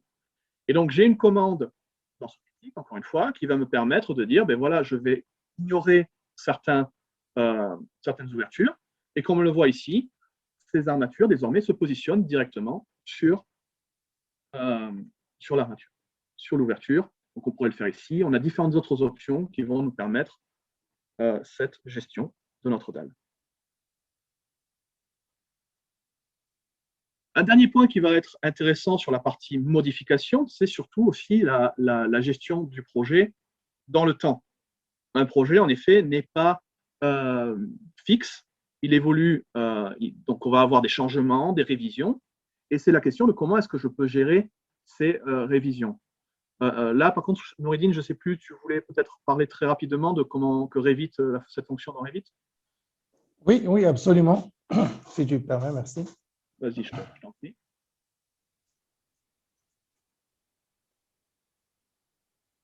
Je te laisse prendre la main. Merci, oui. Alors là, comme vous avez vu avec mon collègue Xavier, on a pu voir en détail comment on peut gérer certains aspects des armatures sur Revit. Si tu peux arrêter le partage, s'il te plaît, Xavier, que je puisse le faire de mon côté. Attends, comment je fais ça? Ah, voilà. Merci, parfait. Donc, là, on a vu qu'avec Sophistic, on peut vraiment gérer tout ce qui est ferraillage, on va dire, même sur des formes complexes, de façon aisée. Et aussi quelques fonctionnalités qui sont très intéressantes. Comme je vous ai montré tout à l'heure, on a pas mal de limitations sur Revit aujourd'hui qui sont facilement contournables, on va dire, avec les solutions de Sophistic. Alors, ce que je voulais montrer aussi tout à l'heure pour répondre à une question qui a été posée sur le chat, Et d'ailleurs, je vous invite à poser les questions que vous avez. De préférence, si vous le pouvez, sur la partie questions-réponses, comme ça, les questions sont clairement tracées. Donc, vous avez un outil qui s'appelle Q&R ou Q&A pour la version anglaise, où vous pouvez poser les questions et on peut y répondre soit par message, soit directement montrer la manipulation. Donc, tout à l'heure, je parlais de modification d'armature. Il y a pas mal de limitations. Par exemple, là, si je veux éditer la longueur de cette barre-là, donc là, regardez, j'ai une poignée ici qui me permet de faire cette édition-là, mais vous voyez que Revit ne me propose pas de cotation temporaire pour m'aider à choisir la distance par rapport à l'enrobage ici.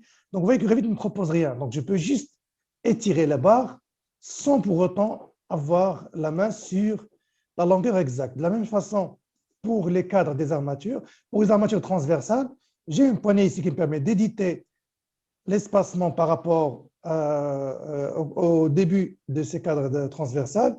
Mais vous voyez que Revit ne me propose pas de distance spécifique pour me dire l'espacement initial, c'est par exemple la moitié de l'espacement, etc.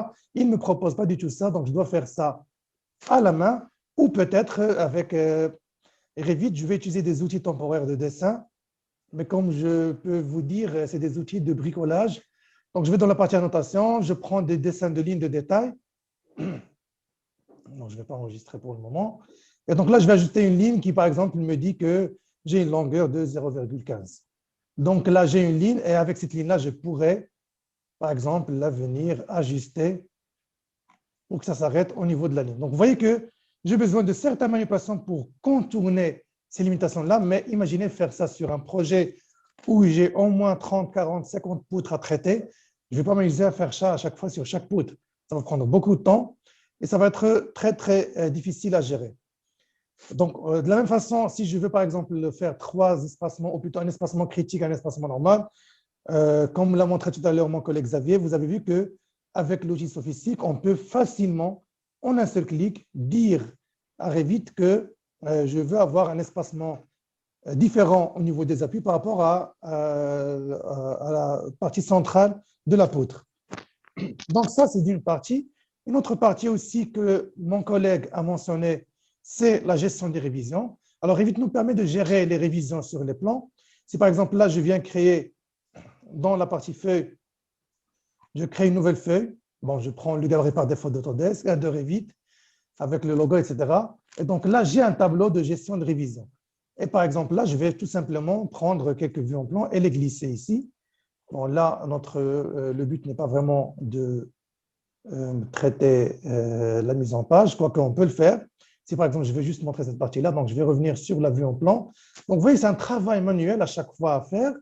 Je dois cadrer la vue en plan qui s'appelle niveau 2 pour délimiter, avoir un cadre et l'avoir visible ici. Donc là, une fois que j'ai le cadre qui est apparent, je peux lui dire, par exemple, je vais limiter le cadre ici pour que ce soit clairement visible et je n'ai pas une vue en plan qui est totalement étirée sur la partie mise en page. Donc, je veux voir juste ça. Maintenant, je peux choisir de masquer le cadre, de ne pas le rendre visible, d'accord, mais garder quand même la fonctionnalité de cadrage de vue. Donc là, regardez maintenant, ça a été bien encadré. Bon, l'échelle, c'est quelque chose qu'on peut contrôler aussi sur Revit, il n'y a pas de problème. Je peux masquer ce symbole-là de niveau. Cette ligne-là, afficher la ligne d'extension, donc je peux la décocher. Comme ça, je n'ai pas de ligne, j'ai juste le titre de la vue en question que je peux encore approcher ici.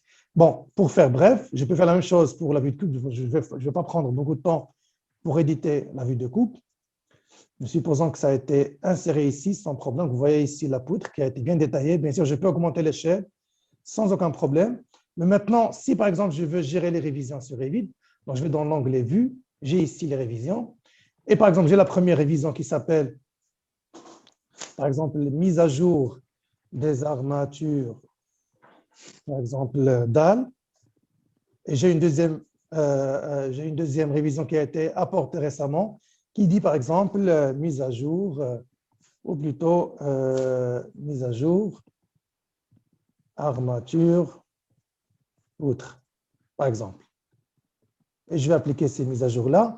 Et maintenant, si je veux, par exemple, venir ici dans le cartouche ici, donc je peux clairement lui dire que je veux afficher les informations que je viens d'éditer, pardon, je devrais le faire ici dans la partie révision pour les rendre visibles. Alors là, donc je peux avoir plusieurs révisions qui ont été apportées à ce plan-là en question sans aucun problème.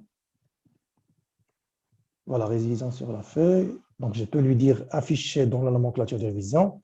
Et là, on les voit apparaître ici. Donc je n'ai pas spécifié de date, je peux lui dire, par exemple, la première date, c'est par exemple, on va dire le 11/02/2021, la date d'aujourd'hui. Et pour la deuxième, par exemple, c'est quelque chose qui a été fait, on va dire, le 21/02/2021. D'accord? Donc, je clique sur appliquer OK. Vous voyez, automatiquement, ça va se mettre à jour ici. Donc, Revit permet de faire ça. Je peux, par exemple, venir ici, ajouter des nuages de révision pour dire que ça, c'est dans la partie annotée ici. J'ai la commande nuage de révision. Je peux choisir quelle révision. Donc, c'est la révision 2 qui concerne la mise à jour des armatures de poutres. Et donc, je peux lui dire, par exemple, comme ça, voilà, voici le nuage de révision qui a été apporté à cette poutre-là en question. Bien sûr, je peux changer l'apparence dans la partie visibilité graphisme. Donc, dans l'onglet annotation ici, je vais chercher nuage de révision. Bon, c'est quelque chose qui est complètement personnalisable sur Revit. Mais juste pour vous dire que Revit permet bien de faire ça, mais ça ne va pas en détail. Est-ce que ça me permet d'éditer, par exemple, ici, je vais par exemple lui dire que je veux voir les nuages de révision en rouge. Donc là, vous voyez que ça apparaît clairement en rouge, c'est très bien. Et je peux même ajouter par exemple une annotation pour dire que ça, c'est, par exemple, ça appartient à la révision numéro 2. Je peux faire la même chose, par exemple ici, venir ajouter un nuage de révision dans l'onglet annoté. Bon, je pense qu'on Revit bug un petit peu des fois. Donc, je vais dans ici, je vais dans l'onglet annoté, nuage de révision, et je refais le même travail. Cette fois, je vais lui dire non, ça, c'est la révision numéro 1. Voilà, une fois que je change ici, je peux lui dire ça, c'est un changement qui est apporté ici. Voilà. Et de la même façon, je peux ajouter une étiquette pour dire que ça, c'est la révision numéro 1. Donc là, regardez, quand je passe à la mise en page, je peux le voir ici clairement. Ça, c'est la révision 1, ça, c'est la révision 2. Donc, vous voyez que c'est quelque chose qu'on peut gérer. Mais c'est quelque chose qui est très limité. Est-ce que je peux vraiment gérer ça de façon avancée pour dire quelles armatures ont été modifiées et lier ça avec le tableau de nomenclature des révisions que j'ai ici dans le cartouche? C'est quelque chose qui n'est pas malheureusement possible avec Revit, mais qu'on peut très, très bien traiter et manipuler avec les outils de Sophistic. Alors, je vais laisser la main à mon collègue Xavier pour montrer ça plus en détail sur la partie Sophistic. Xavier. Merci Noureddine. Donc voilà, comme on l'a vu, Revit sait gérer les révisions. Mais le problème, c'est comment est-ce que cette révision a un impact sur nos armatures. Donc, on va en parler après sur comment est-ce qu'on peut gérer les annotations, la numérotation et tout ça. Mais déjà, de parler un peu de la gestion physique du modèle, c'est-à-dire les objets 3D. Donc, comme on l'a vu, on a la possibilité de modifier, de créer des révisions. Pourquoi? Parce que donc Revit, quand je change les armatures sont donc toujours liées à ma géométrie. Alors, juste une petite remarque par rapport à ce que tu disais, Noureddine. On peut aussi, après, avec justement d'autres fonctions, gérer par contre un peu plus finement les positionnements des armatures. Donc, pour forcer, par exemple, une armature à être une certaine distance du bord, vous allez avoir des options avancées qui vont vous permettre de forcer le bord de cette armature par rapport à ce bord de dalle, etc. Donc, on va avoir des options que l'on va pouvoir utiliser pour gérer déjà un peu cette armature plus finement. Mais dans tous les cas, que ce soit avec une distance ou directement avec le bord de l'enrobage, si je modifie la géométrie de la dalle, les armatures, donc par exemple ici, j'ai des armatures qui sont liées, qui sont au bord de la dalle, ce sont des U. Eh bien, si je modifie ma dalle et que je dis, voilà, cette zone désormais était à pas 4,50 m, mais à 5,50 m, l'avantage, c'est qu'une fois que je valide ça, les armatures s'actualisent automatiquement. Et dans ce cas-là, l'ensemble du modèle se met à jour. Et désormais, je vois mes armatures sont bien au bon endroit. Le logiciel a ajusté le nombre de barres, donc c'est pour ça qu'on les revoit à nouveau toutes, pour que je puisse visualiser. Donc je vois que toutes les barres désormais, qui au début allaient jusqu'à 4,50 m, désormais s'alignent sur 5 mètres 50. Super, on a une base, comme on l'a dit, c'est un objet dynamique. Maintenant, vous avez imaginé que, avant de faire ce changement, vous ayez déjà envoyé vos armatures sur le chantier. C'est-à-dire le chantier, c'est déjà le nombre de barres qui sont requises. Et donc, si vous changez maintenant votre modèle, le nombre de barres dans votre modèle a changé et vous n'êtes plus à jour par rapport au chantier. Donc, on a le problème que Revit est dynamique, c'est une bonne chose, mais parfois, ce dynamisme peut être une mauvaise chose si je ne le contrôle pas. Eh bien, c'est ça, notamment au niveau des armatures. Donc, qu'est-ce qu'on va faire avec Sophistic? Eh bien, on a la possibilité de geler les armatures. Un peu comme ce que si vous faites dans AutoCAD, où vous pouvez dire, il y a un calque, je veux le geler pour qu'il ne change plus. Eh bien, je peux geler mes armatures en disant, voilà, toutes ces armatures ici, on les a déjà envoyées sur le chantier. Les plans sont déjà fixés. Donc, je ne veux pas que les armatures soient mises à jour automatiquement. Je ne veux plus qu'elles changent toutes seules. Donc, grâce à cette fonction gelée de Sophistic, bien sûr, les propriétés restent toutes là, mais vous remarquerez, tout est grisé désormais. Je ne peux pas changer la longueur des barres, je ne peux pas modifier leur numéro. Elles sont vraiment fixées parce qu'elles ont été envoyées sur chantier. Donc, qu'est-ce que ça veut dire maintenant si je change, je fais une révision et que je modifie donc mes barres, ma géométrie de dalle, donc, je refais la même procédure. Eh bien, cette fois-ci, les armatures ne vont pas suivre mon modèle. Donc là, c'est l'avantage, c'est que j'ai vraiment la situation telle qu'on le voit très bien dans cette vue en 3D, telle qu'elle était avant. On a bien étendu la dalle, mais cette fois-ci, les armatures n'ont pas suivi. Et bien maintenant, grâce à ça et grâce aux fonctions de révision, je vais pouvoir dire au logiciel, voilà, je vais quand même faire des changements. Donc par exemple, je peux dire la position des armatures qui existent, mes fameux U, il n'y en a pas besoin d'en rajouter des nouveaux, il faut juste les déplacer d'1 mètre. Et par contre, je vais pouvoir donc créer de nouvelles barres. Donc, par exemple, créer les nouvelles barres longitudinales qui sont nécessaires ici. Donc, je vais étendre cette zone-là. Je vais rajouter des U, etc. Donc, tout ce processus, je ne vais pas vous le montrer, on en a déjà parlé tout à l'heure. Moi, je vais juste vous montrer ce qui se passe à la fin. Eh bien, ce qui se passe à la fin, c'est que non seulement j'ai donc… attendez, mon Revit est un peu lent. Non seulement j'ai créé une révision, mais surtout, cette révision sait que est-ce que les armatures ont déjà été livrées ou n'ont pas encore été livrées, et donc je peux contrôler ce système. Et on va voir justement avec la phase d'après que ça va pouvoir avoir un impact sur comment est-ce que je numérote les barres, comment je crée mes nomenclatures, ainsi de suite. Donc ici, si je viens désormais sur le plan finalisé avec les révisions, le logiciel Sophistic va savoir que il y a eu une révision via les fonctions de Revit, et que donc, dès que je vais vouloir faire des annotations ou bien des nomenclatures, je vais voir que les annotations, on pourra les créer séparément, donc de dire, voilà, ça c'était ce qu'il y avait avant, ça c'est ce qu'on a rajouté, et que nos nomenclatures, quand je vais pouvoir les créer, le logiciel me demandera de créer des nomenclatures par révision, mais on y viendra un peu plus tard.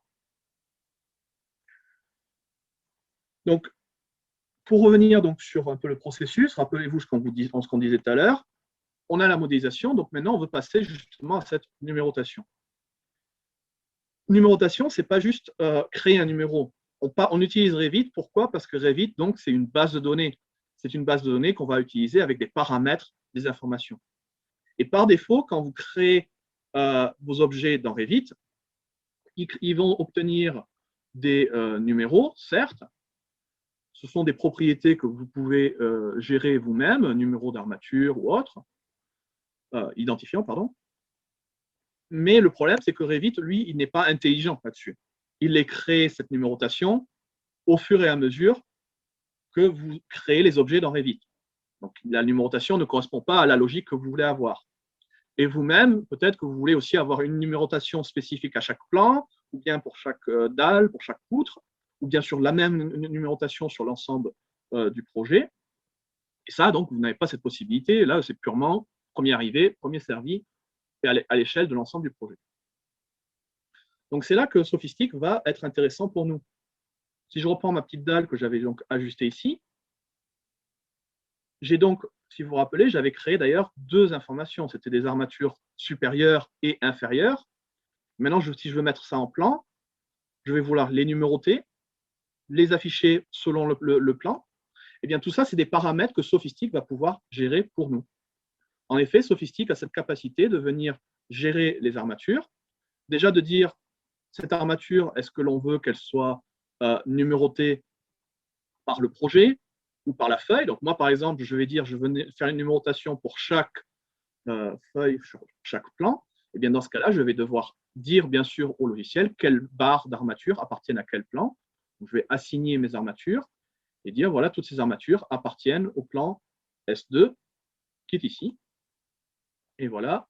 Alors, comme j'avais déjà mes armatures du plan B2 qui correspond à la poutre, celle-là, bien sûr, je ne vais pas les récupérer. Et donc, qu'est-ce qui se passe? Eh bien, dans les paramètres de Revit, je vois apparaître des paramètres qui s'appellent Sophistic. Et par exemple, j'ai un assignment. Donc, désormais, l'armature C, elle appartient au plan RS2. Même chose par rapport à désormais aussi de dire j'ai des informations différentes que je veux utiliser. Je veux pouvoir dire est-ce que c'est le lit supérieur, est-ce que c'est le lit inférieur? Eh bien, le logiciel Sophistic est capable de détecter ces lits, de scanner en fait le modèle pour me dire ok, ça c'est du lit supérieur, ça c'est du lit inférieur, et désormais j'ai une information qui me dit Sophistic Layer B1. B1 pour Bottom niveau 1.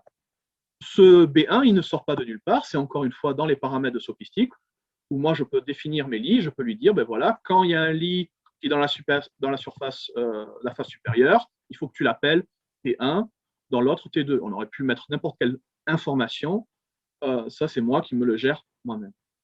Et ça va me permettre de vraiment gérer l'armature plus finement.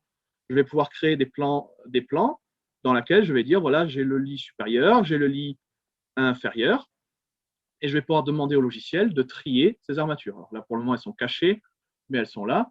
Mais là, donc, je vois uniquement les armatures qui sont T1, parce que si je descends sur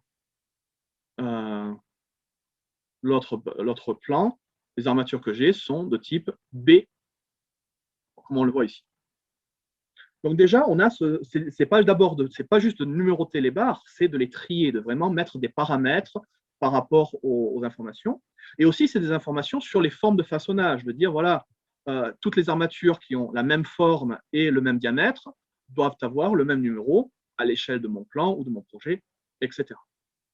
Donc tout ça, le logiciel va le faire en arrière-plan pour nous, mais nous, on va pouvoir contrôler comment est-ce qu'il va créer cette numérotation.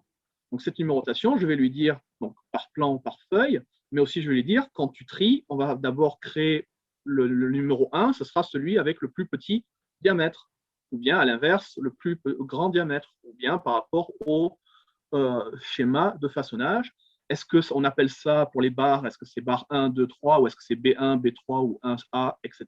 Tout ça, c'est vous qui pouvez choisir ces paramètres que vous voulez donner à la numérotation. Et ainsi, je peux donc demander au logiciel de créer pour moi cette numérotation. Je vais dire au logiciel, vas-y, crée toute la numérotation de mes barres, de mes treillis, de ma précontrainte, etc. Alors, c'est des choses qui ne semblent pas apparaître, mais qui se passent en arrière-plan. Donc, désormais, toutes nos armatures ont aussi un numéro qui leur a été assigné, par exemple, numéro 3. Donc, ça, c'est vraiment cette idée que je vais pouvoir contrôler, en fait, cette information. Et cette information, on va pouvoir donc la voir ici. Je vais aussi pouvoir la transférer entre objets. Si vous vous rappelez, par exemple, notre dalle que l'on a allongée. Donc, j'ai créé de nouveaux U. Mais justement, je veux qu'ils soient le même numéro de position que les U qui étaient avant, pour qu'ils aient exactement les mêmes dimensions, c'est-à-dire que les dimensions A, B, C que l'on a dans la barre soient de 80 et de 16 cm. 80 pour la longueur du barre et 16 pour la hauteur. Et bien là, ce que je peux faire, je peux aussi adapter les armatures, c'est-à-dire reprendre toutes les informations venant d'une barre vers une autre pour être certaine que quand elles seront numérotées, justement, elles seront numérotées avec la même information. Donc ça va être important pour nous. Et ça va être aussi important pour nous d'avoir toutes ces informations. Donc, on parle de numérotation, mais en réalité, c'est des informations, parce que ces informations vont aussi nous permettre de chercher des objets. Si plus tard, j'ai des problèmes et que le chantier me dit « Ah, attention, il y a un problème avec la barre numéro 9 », je peux demander au logiciel sophistique de me dire « Affiche-moi la barre numéro 9 », et je la vois ici, mise en avant en rouge. Je peux bien entendu demander au logiciel de trouver la barre d'éléments. Je peux naviguer entre les différents plans que j'ai. Ou bien, comme je l'ai fait moi dans ma dalle, dans mon plan ici, j'ai créé des vues. Et avec les fonctions de Revit natif, j'ai créé, qu'est-ce que j'ai fait? J'ai fait des filtres. Donc là, dans ce modèle, si je regarde mes filtres, j'ai simplement un filtre qui permet de cliquer, de vérifier le lit supérieur, de ne pas l'afficher et pas afficher le lit inférieur. Et tout ça est basé donc sur ces fameux paramètres que Sophistic crée derrière. Donc ça, c'est vraiment cette gestion dont on a parlé tout à l'heure, l'organisation en fait de l'information et cette numérotation. Et maintenant, toute cette information, on va vouloir la mettre en plan, c'est-à-dire rajouter des annotations. Et là, je vais laisser la main à Noureddine pour vous expliquer comment Revit fonctionne de manière native. Merci Xavier. Alors, pour revenir à cette partie de gestion d'informations sur Revit de façon classique, tout à l'heure, vous avez vu que mon collègue vous a montré qu'on peut très bien gérer le numéro de la barre, bien sûr, rechercher une barre avec son numéro, chose qui n'est pas vraiment possible de façon native sur Revit. Et regardez ici, en fait, quand je vérifie Revit sur les armatures sur Revit, il va attribuer un numéro par ordre de création. Par exemple, cette barre-là, elle a un numéro d'armature 2. Et vous voyez, le champ est grisé, je ne peux pas changer. Donc, vous voyez que Revit va me limiter ça. En plus, il va attribuer le même numéro aux barres identiques, ce qui est tout à fait normal parce que c'est la même longueur, le même diamètre, le même type d'armature. Donc, automatiquement, c'est la même barre qui est 3 fois ici. Si, par exemple, je raccourcis celle-là un peu, vous voyez qu'il va lui attribuer un numéro 13. Et Revit ne me permet pas de refaire l'ordre des armatures de façon automatique. Parce qu'en fait, là, il a vérifié, il a 12 armatures différentes dans ce projet-là. Et donc, le prochain numéro disponible, c'est 13. Et Revit ne me permet pas, malheureusement, de renuméroter les armatures pour avoir un ordre bien spécifique. Donc, ça, c'est une chose. D'autre chose aussi, d'autre part, c'est que, comme je vous ai dit, c'est des numéros qui sont attribués par création. Donc, je ne peux pas les gérer moi-même. Et aussi, pour revenir à la partie annotation sur Revit, je peux, par exemple, annoter ces armatures-là avec, dans l'onglet annoter, ici, j'ai la commande multi-armature, où je peux, par exemple, choisir plusieurs barres, par exemple, les barres transversales ici, et je peux lui indiquer, comme ça, pour dire, voilà, donc vous voyez qu'il va m'ajouter des flèches à chaque position. Ensuite, il va me dire 44 HA10 avec le nom du type de famille, FE400, et le numéro de la barre, c'est 3. Donc, si je sélectionne cette armature-là, cette armature transversale, en fait, c'est un groupe d'armatures à la fois dont on lui attribue le numéro 3. Bon, c'est quelque chose qu'on peut changer parce que ça, c'est une étiquette qui est complètement personnalisable. On peut très bien éditer si nécessaire. Néanmoins, vous voyez que c'est quelque chose qui est un peu limité au niveau de l'étiquette, enfin de flèches, de repérage, etc. C'est quelque chose qui est assez rigide sur Revit aujourd'hui. Donc, si je veux, par exemple, faire la même chose pour ces armatures-là, je les sélectionne, ensuite je descends quelque part ici en bas pour refaire la même chose. Donc là, vous voyez qu'il va m'afficher 5 fois armature HA10 et leur numéro, c'est de barre numéro d'armature 5. Donc, vous voyez que c'est quelque chose que je peux ajouter avec cette fonction d'étiquette d'armature. D'accord? Mais comme je vous dis, il y a pas mal de limitations aujourd'hui sur Revit qui ne nous permettent pas vraiment une flexibilité meilleure. Donc, bien sûr, je peux faire la même chose au niveau de la coupe. Donc, je sélectionne ces 3 armatures et je peux refaire la même chose. Donc, vous voyez ici, je peux faire comme ça. Donc, vous voyez que l'objet en question, il est incliné ici. Donc, vous voyez que l'étiquette, elle est un peu rigide à éditer et à modifier. Donc, si je passe ici pour modifier le type, vous voyez que j'ai quelques limitations ici qui ne permettent pas malheureusement de faire les changements nécessaires pour afficher ces textes-là comme je le souhaite. Donc, ça, c'est l'intention par défaut sur Revit. Comme je vous ai dit, il y a quelques limitations dessus, mais c'est comme ça qu'on peut ajouter des étiquettes ou ajouter des annotations pour mieux illustrer notre plan de ferraillage ou notre plan de détail de ferraillage sur Revit. Alors, je vais laisser mon collègue Xavier vous montrer plus en détail comment faire ça de façon intelligente sur Revit avec l'outil Sophistic, pardon. Mais vous voyez qu'ici, il y a quelques limitations aujourd'hui qui ne permettent pas vraiment une meilleure flexibilité. Alors, Xavier, je pense que je te laisse là. Merci, oui, je reprends la main. Donc, encore une fois, on retombe sur le même problème que tout à l'heure. Revit, c'est une boîte à outils très intéressante parce que c'est une base de données, elle a vraiment un potentiel énorme, mais en même temps, elle a des outils qui sont parfois des outils un peu basiques ou parfois où il peut nous manquer cette facilité, cette optimisation de la chose. Donc, on a vu que nous, Sophistic, on va venir aider sur la partie modélisation, sur la partie ajustement de la structure, sur la partie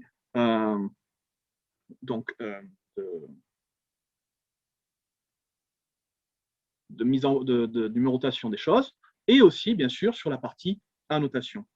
Alors, qu'est-ce que ça veut dire? C'est que c'est l'idée de pouvoir optimiser ces annotations. Ces annotations, on l'a vu, on est obligé de cliquer sur les objets, on est obligé de les assigner, de leur donner des informations, et on pourrait gagner du temps là-dessus. Ben, Sophistic va venir justement faire ça. Sophistic va me permettre de dire, je vais créer toutes les annotations en un clic. Donc, je vais pouvoir dire au logiciel, vas-y, annote tout. Alors là, par contre, le logiciel va vraiment me créer toutes les annotations, ça prend quelques secondes justement, pour reprendre toutes les barres, toutes les trouver, et me donner un ensemble des annotations nécessaires sur mon projet. Ça, c'est déjà un premier point. Mais ce qui va être intéressant, c'est de pouvoir un peu optimiser aussi l'affichage de mes annotations, de pouvoir dire, voilà, je n'ai pas besoin d'afficher les annotations comme on le voit ici, pour toutes les barres une par une. Ça peut être plus intéressant de les afficher par bloc. Donc, par exemple, en disant, ici, j'ai donc une autre répartition d'armature. Et donc, je vais pouvoir dire, ici, je ne vais pas non seulement afficher les armatures, mais je vais optimiser l'affichage de ces barres. On va prendre plutôt celui-là qui est plus simple à comprendre. Et là, donc, ce que je vais faire, c'est que je vais dire au logiciel, voilà, je veux que le logiciel m'indique, il y a une répartition de 8 diamètre 10 avec un espacement de 150. Même chose si je regarde ici, désormais, plutôt une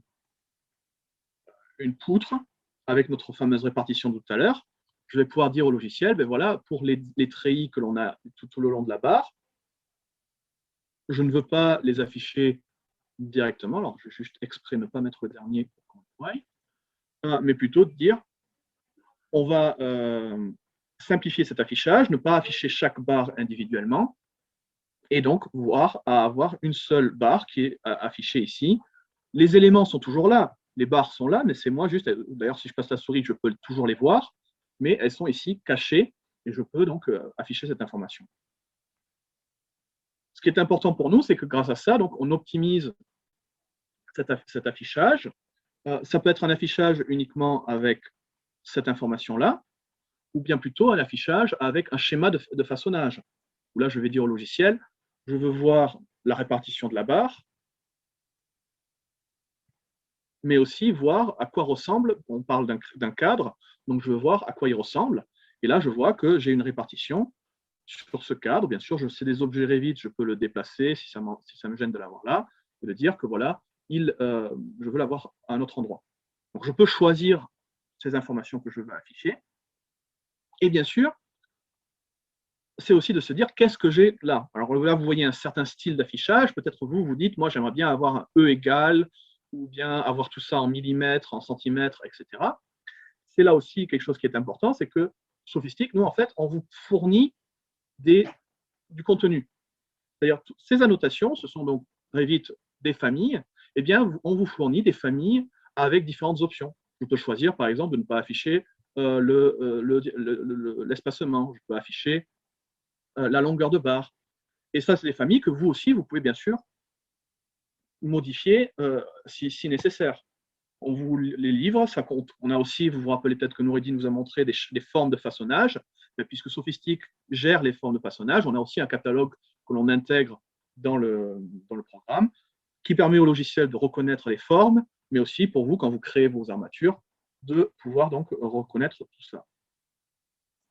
Donc ça, cette gestion que l'on a ici des annotations nous permet de vraiment nous retomber sur un plan tel que celui-ci, vraiment en quelques clics, et ce n'est pas juste des paroles, c'est juste en quelques clics où je vais dire au logiciel, voilà, il me faut rajouter mes armatures, les annotations, pardon, il me faut simplifier les affichages.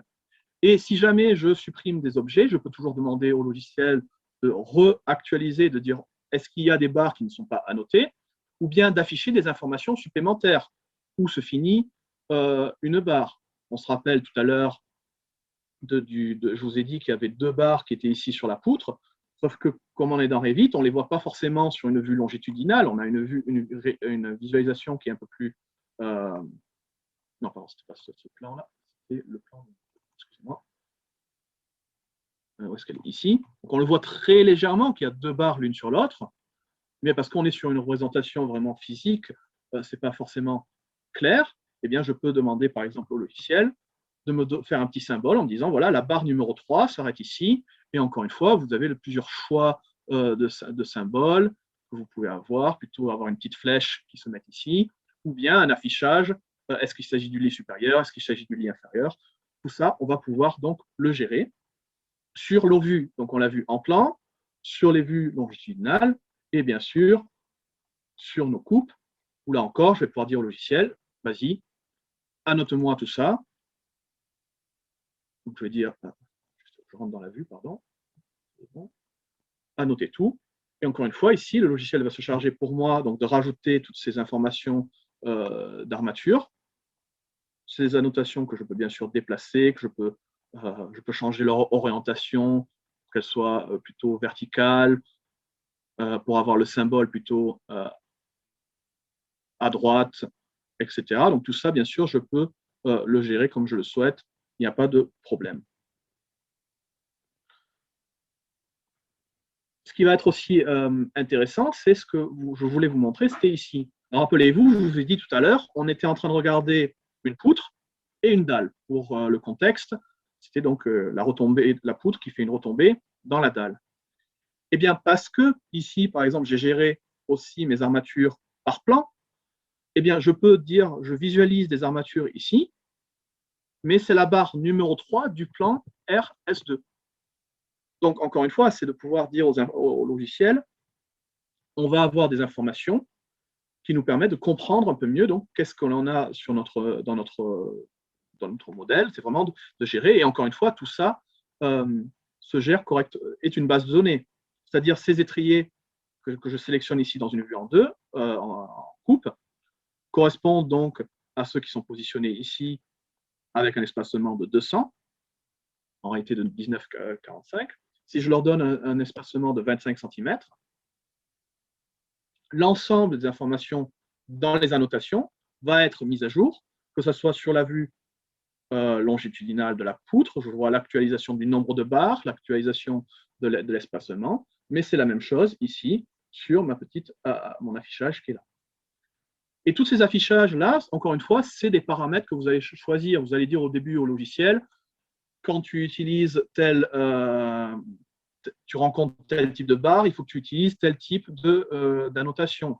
Quand tu es sur une barre de famille, il faut toujours qu'il y ait justement, par exemple, l'espacement doit être mis en place dès qu'il y a une répartition. Donc, bien sûr, c'est vraiment l'idée que vous avez de la flexibilité pour afficher tout ça, mais aussi de pouvoir dire, on l'a vu tout à l'heure, on pouvait afficher des informations d'annotation sur de quelle forme de façonnage il s'agit.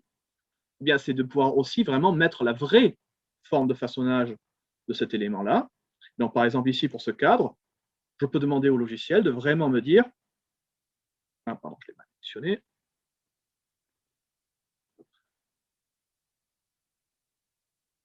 voilà, de pouvoir me donner vraiment les dimensions de cette position. Il s'agit de la position numéro 1, au total qui a 52 armatures. Et encore une fois, c'est quelque chose qui est dynamique, puisque si je modifie donc avec les fonctions de Revit les dimensions, on passe de 550 ici à 440 dans ma nomenclature sur le plan. Pardon, pas la nomenclature, sur la notation qui est ici. Sur le plan, j'ai mon diamètre de cintrage. Donc, toutes ces informations sont directement insérées sur mon projet.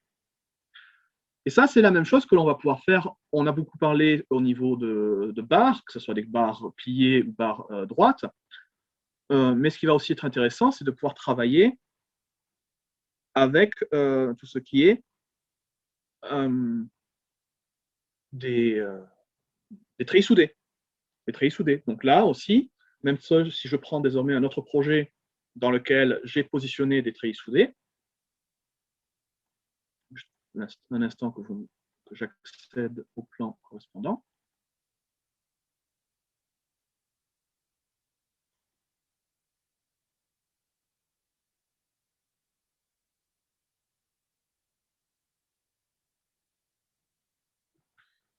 Eh bien, ici, au lieu de modéliser des armatures en forme de barre, ce que j'ai fait, c'est que j'ai utilisé des treillis soudés. Revit, encore une fois, me propose par défaut de pouvoir positionner des treillis soudés. Et là, vous voyez un petit condensé de tout ce qu'on va voir sur ce projet. J'ai déjà des armatures que j'ai positionnées, mais je me suis servi de résultats de calcul. Donc là, je vois sur ma droite, je me suis positionné les vues avec des échelles. Alors, bien sûr, je peux changer les échelles d'affichage, où je vois l'armature requise lit inférieur en centimètres carrés. Donc, je vois les zones où on tombe à quasiment 2,55, d'autres zones où on n'a pas beaucoup besoin d'armature. Ça. Donc, ça m'a permis à moi de créer avec les outils sophistiques, avec les fonctions natives de Revit, de créer les armatures telles que je les souhaite. Donc, un mélange de treillis soudés, de barres, de U sur les bords, de renforts sur les barres, etc. Et donc, j'ai pu trier avec les fonctions de sophistique ça en un affichage lit supérieur et inférieur. Donc là, j'ai par exemple toutes mes vues, mes affichages. Et là, je vois que j'ai aussi l'affichage sur mes treillis soudés. Et j'ai l'affichage de mes formes de façonnage que je peux aussi visualiser dans une coupe. Et si j'ai ici une vue dans laquelle puisque c'est le lit inférieur, et là, je n'ai pas encore fait tout ce travail, eh bien, je vais justement demander au logiciel eh bien, de s'occuper de ça ici aussi. Je rentre dans la vue, excusez-moi. Annoter tout.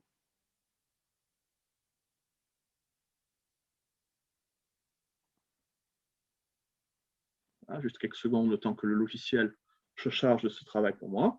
Et je vais me retrouver avec en fait l'équivalent de ce que j'avais dans ma vue qu'on voyait en bas du plan, mais cette fois-ci donc sur cette vue pour le lit inférieur, avec toutes ces infos. Alors bien sûr, bon, ça prend quelques secondes, le temps que tout se mette à jour, mais voilà, en quelques clics, je vois toutes les barres. Certaines, j'aurais peut-être pu demander au logiciel non pas de m'afficher toutes les informations, mais plutôt les fonctions de masquer et annoter pour pouvoir gérer un petit peu plus ça. Mais j'ai vraiment en quelques clics, j'ai juste à ajuster désormais un petit peu les options d'affichage. On a aussi d'autres options, surtout ça c'est plutôt pour les éléments barres, où je vais pouvoir choisir quelle est l'armature que je veux présenter. Donc je peux dire, voilà, est-ce que je veux plutôt ajouter un affichage pour ces barres-là, et bien sûr les annotations s'y adaptent.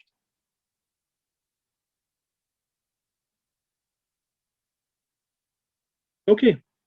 Une dernière chose que l'on a ici, c'est tout ce qui est la gestion donc, de nos armatures et de nos annotations sur l'ensemble du projet. Ici, donc, j'ai préparé des armatures. Je les ai déjà annotées. Et ça, j'ai fait ça, ma structure, c'est donc ce bâtiment que vous voyez ici.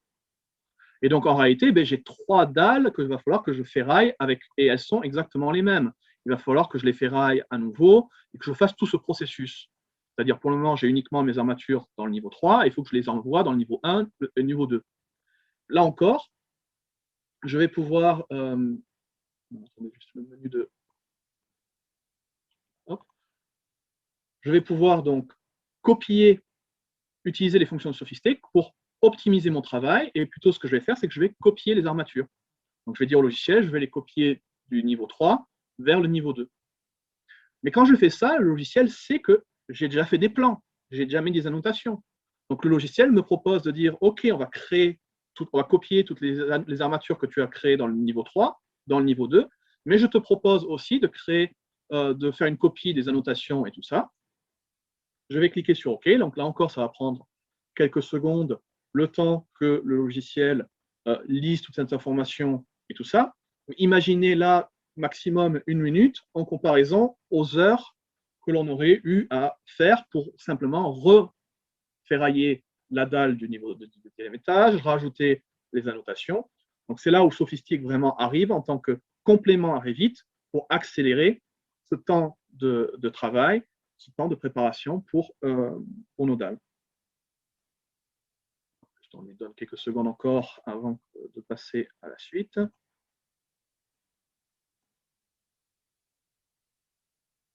Juste que vous voyez en temps réel. Voilà, en temps réel, donc on voit les armatures ont été multipliées ici. Enfin, pas multipliées, ont été copiées. Et je vois que dans ma liste des plans, je vois désormais un plan qui pour le moment s'appelle S-Copy, parce que bon, le logiciel ne sait pas exactement comment l'appeler, donc il l'appelle juste copie. Et dedans, qu'est-ce que j'ai? Je retrouve toutes les armatures, tous les plans, toutes les annotations que l'on avait créées tout à l'heure.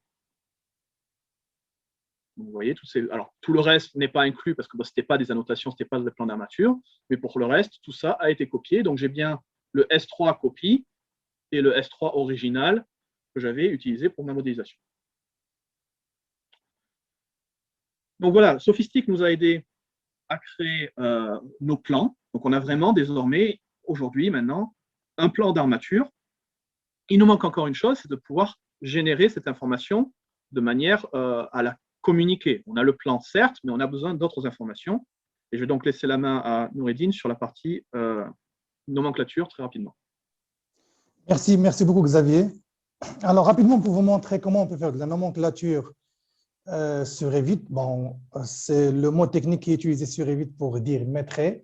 Mais si je veux avoir un tableau de maîtrise, on va dire plutôt un tableau de façonnage sur Revit pour tout ce qui concerne les armatures, c'est quelque chose qui est facile, qui est aussi possible à réaliser. Ici, dans l'élaboration de projet, clic droit, nouvelle armature quantité.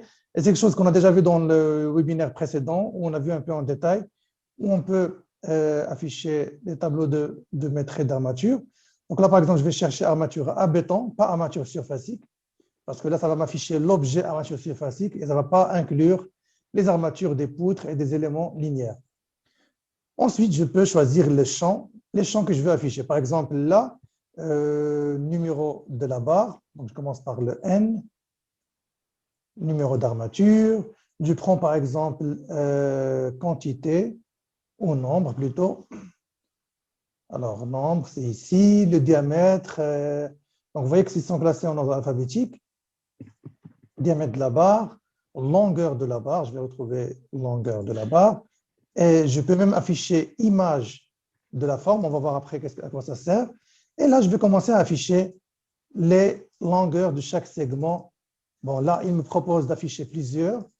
Mais généralement, pour les armatures que j'ai ici, je n'ai pas vraiment des segments jusqu'à F. Vous voyez que la liste elle continue jusqu'à N, R, etc.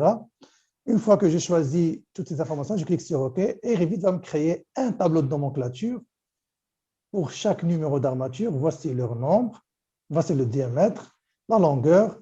Et si c'est une armature qui fait partie des formes prédéfinies de Revit, Revit va pouvoir afficher une image qui n'est pas visible ici dans le tableau de nomenclature, mais quand je vais ramener cette vue de nomenclature dans une mise en page, je pourrai voir des images de formes.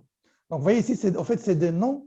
Regardez, shape00.png. C'est des fichiers d'images qui proviennent de la base de données de Revit. Donc, déjà, je vois que les colonnes E et F ne sont pas utilisées, donc je vais les limiter ici. Donc, je vais retirer E et F pour garder juste A, B, C, D, parce que certaines armatures, notamment les cadres, j'ai 4 côtés à afficher au niveau des longueurs. Donc là, vous voyez ici, j'ai les informations. Maintenant, qu'est-ce que je vais faire? Je vais revenir à la mise en page, ici, et quelque part, je vais pouvoir glisser ce tableau de nomenclature ici. Voilà, donc une fois que je l'insère, vous remarquez que les images maintenant apparaissent dans la mise en forme. Et bien sûr, sur Revit, je peux très bien renommer les colonnes. dire par exemple, ça, ce n'est pas numéro d'armature, c'est juste numéro tout court. Je vais peut-être afficher juste l'information plus raccourcie. Le nombre, ou on va dire plutôt quantité, diamètre, pas forcément diamètre de la barre. Donc, vous voyez que même l'entête de chaque colonne, je peux le personnaliser comme je veux, sans problème. Et ces informations, c'est des informations qui sont dynamiques. Ce n'est pas un tableau statique. Ça veut dire que si, par exemple, là, je reviens sur la vue en plan, rappelez-vous, j'ai changé la longueur de cette armature-là, et maintenant, c'est une nouvelle armature dans le tableau qui s'appelle armature 13.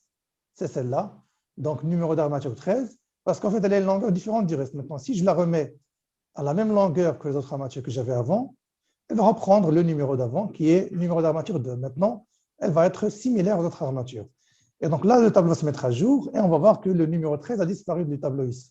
Maintenant, je peux trier par numéro, pour que ça soit bien classé ici, par exemple. Et donc là, vous voyez, 1, 2, 3, etc. Je peux regrouper les armatures qui se ressemblent, si je veux aussi, ça c'est quelque chose qui est possible. Mais il faut faire attention parce qu'après, il pourra très bien faire la somme des longueurs, chose qui peut-être fausser mes calculs. Après, si je vais ajouter une colonne pour dire longueur multipliée par la quantité. Donc ça, c'est quelque chose qu'on peut faire de base sur Revit. Et comme je vous ai dit, l'avantage avec Revit, c'est que c'est dynamique. Donc à chaque fois que je fais un changement sur le modèle, que ce soit au niveau des vues en plan ou des coupes, le changement va être reflété aussi au niveau du tableau de nomenclature. Donc, ce n'est pas juste un tableau statique, c'est plutôt un tableau qui est dynamique. Maintenant, si je veux exporter ces informations-là sous forme d'un tableau Excel, malheureusement, quand je fais l'export, regardez ici, fichier, exporter, et je descends en bas pour exporter ce qu'on appelle des rapports, et là, j'ai nomenclature. Les formats que Revit me propose juste des formats, par exemple, texte. Donc, ce n'est pas des formats Excel ou autre. Donc, c'est juste un format texte que je pourrais ouvrir dans Excel avec un délimiteur, mais je perds tout ce qui est mise en forme, je perds toutes les informations relatives à la mise en forme que j'ai apportées au tableau de nomenclature sur Revit. Donc, vous voyez un peu pourquoi c'est dynamique, c'est facile à faire. On a quand même quelques limitations. Et on va voir aussi que les solutions de Sophistic apportent beaucoup d'avantages à ces solutions-là par rapport à ce qu'on peut faire de base, de façon native sur Revit. Juste à signaler aussi qu'on a pas mal de solutions et d'extensions qui existent maintenant sur Internet, notamment sur l'Autodesk App Store, vous pouvez les télécharger de façon même gratuite. Et il y a des outils qui vous permettent d'exporter ça en format Excel avec un meilleur traitement et avec un meilleur rendu que l'export par défaut de Revit. Alors, je pense que je vais donner la main à mon collègue Xavier pour vous montrer ça maintenant côté Sophistic. Donc, côté Sophistic, on répète la même chose que tout à l'heure. Nous, notre idée, c'est de compléter ce qui manque dans Revit et d'apporter vraiment une logique vraiment productive. Donc, puisqu'on a des tableaux dans Revit qui sont natifs, nous, on n'a pas à rajouter de fonctions là-dessus. La seule chose que l'on va faire, c'est que je vous ai dit que tout à l'heure, Revit, avant tout, c'est des bases de données, donc c'est des paramètres, et que Sophistic, justement, vient rajouter des paramètres. Donc, ça veut dire qu'en fait, Sophistic va nous permettre d'avoir beaucoup plus de fonctions que je peux afficher dans mes tableaux. Et dans ces champs, je vais vraiment avoir accès à tous ces paramètres que Sophistic me propose sur les lits, sur les schémas de façonnage et les codes de façonnage qui ont été repris. Et vous voyez que vous avez un grand nombre de paramètres que vous pouvez choisir d'utiliser pour créer vos nomenclatures sur le plan. Ensuite, comme l'a dit Noureddine, les nomenclatures contiennent uniquement des schémas symboliques. Nous, avec Sophistic, on va être capable d'afficher vraiment les vrais schémas avec donc les vraies dimensions, mais aussi pour n'importe quel type de géométrie. Même si c'est des géométries complexes, des schémas non standards, on va être capable de les ajouter ici et de les visualiser. Mais ce qui va être intéressant pour nous, ça va être aussi de pouvoir exporter cette information et surtout de l'exporter dans une information que l'on peut utiliser vraiment, parce que même un fichier Excel, certes, ça peut être intéressant, mais ce qu'il nous faut, c'est de pouvoir envoyer la nomenclature à notre fabricant.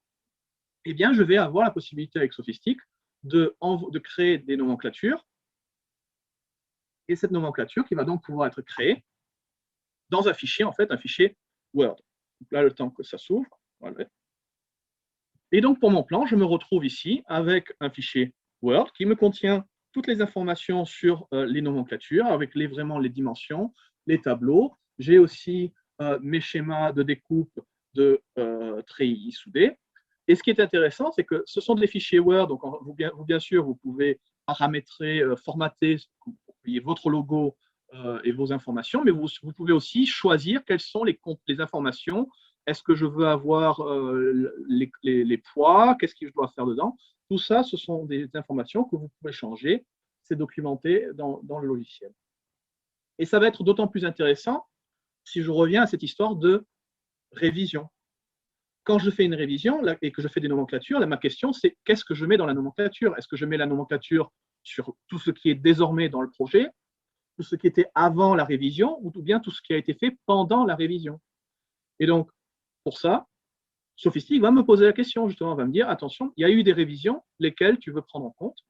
Et grâce à ça, je vais me retrouver avec donc des plans, des notes de nomenclature que je peux ouvrir et qui contiennent, par exemple, uniquement les révisions initiales, donc uniquement les barres que l'on avait rajoutées tout à l'heure, notre U ou nos barres droites, au lieu d'avoir une nomenclature qui contient donc l'ensemble de tous ces éléments. Donc vraiment, l'idée, c'est encore une fois que Sophistic va nous permettre de faire toute cette partie donc de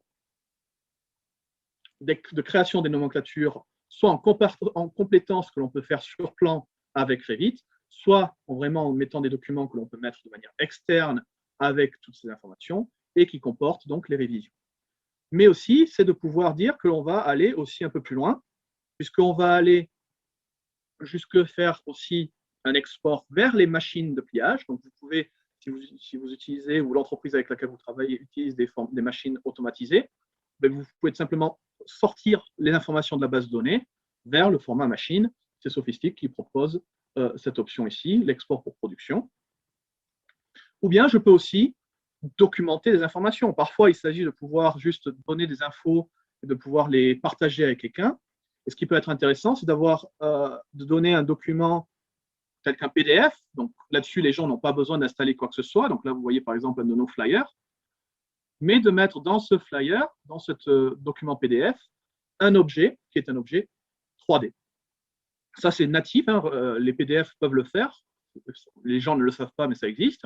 Et donc là, je peux visualiser l'armature en 3D dans mon élément et afficher aussi comment elles vont se positionner dedans. Donc, ça peut être intéressant pour juste partager une information avec les ouvriers ou simplement un participant du projet. Donc, vraiment d'avoir cette idée. Voilà, avec tout ça, en fait, donc, on a vraiment vu les différentes étapes que l'on a à faire pour la partie ferraillage, de modélisation, de numérotation, d'annotation et de production.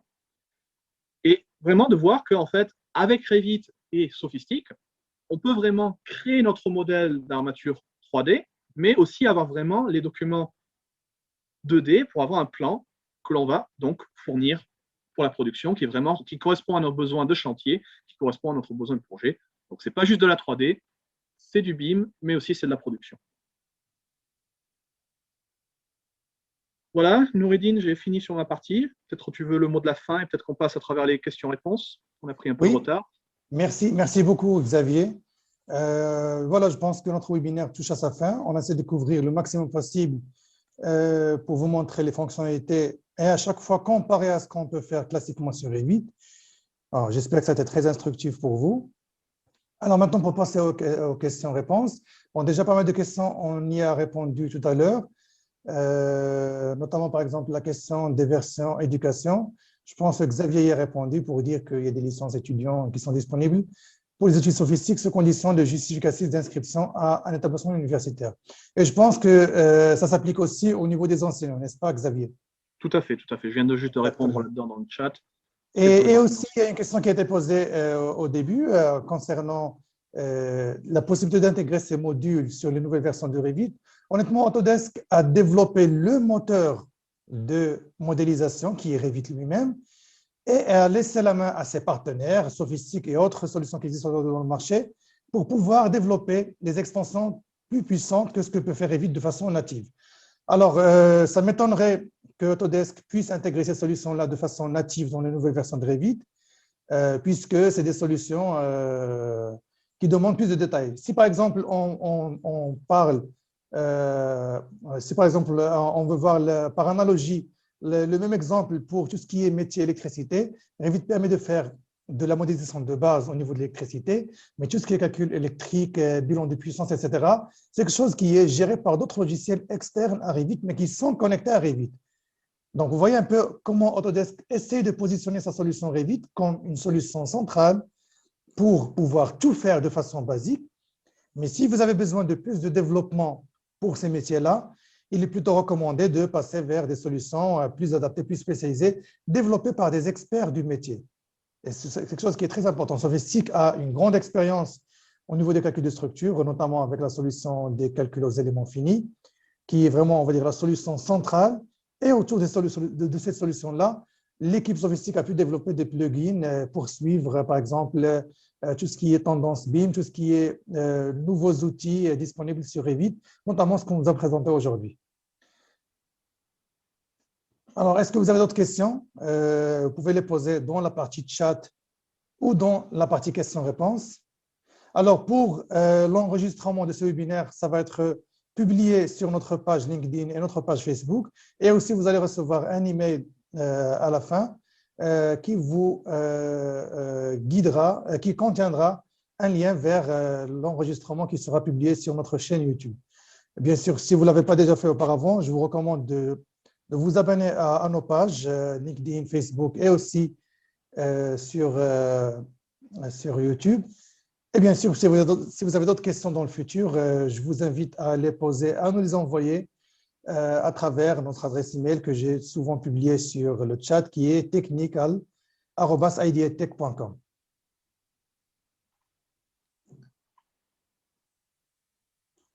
Voilà, donc je pense qu'on a tout couvert. Tu as un dernier mot à ajouter peut-être, Xavier, c'est ça? Non, je voulais juste d'abord remercier Ideate pour nous avoir invités de travailler avec nous sur cette partie-là.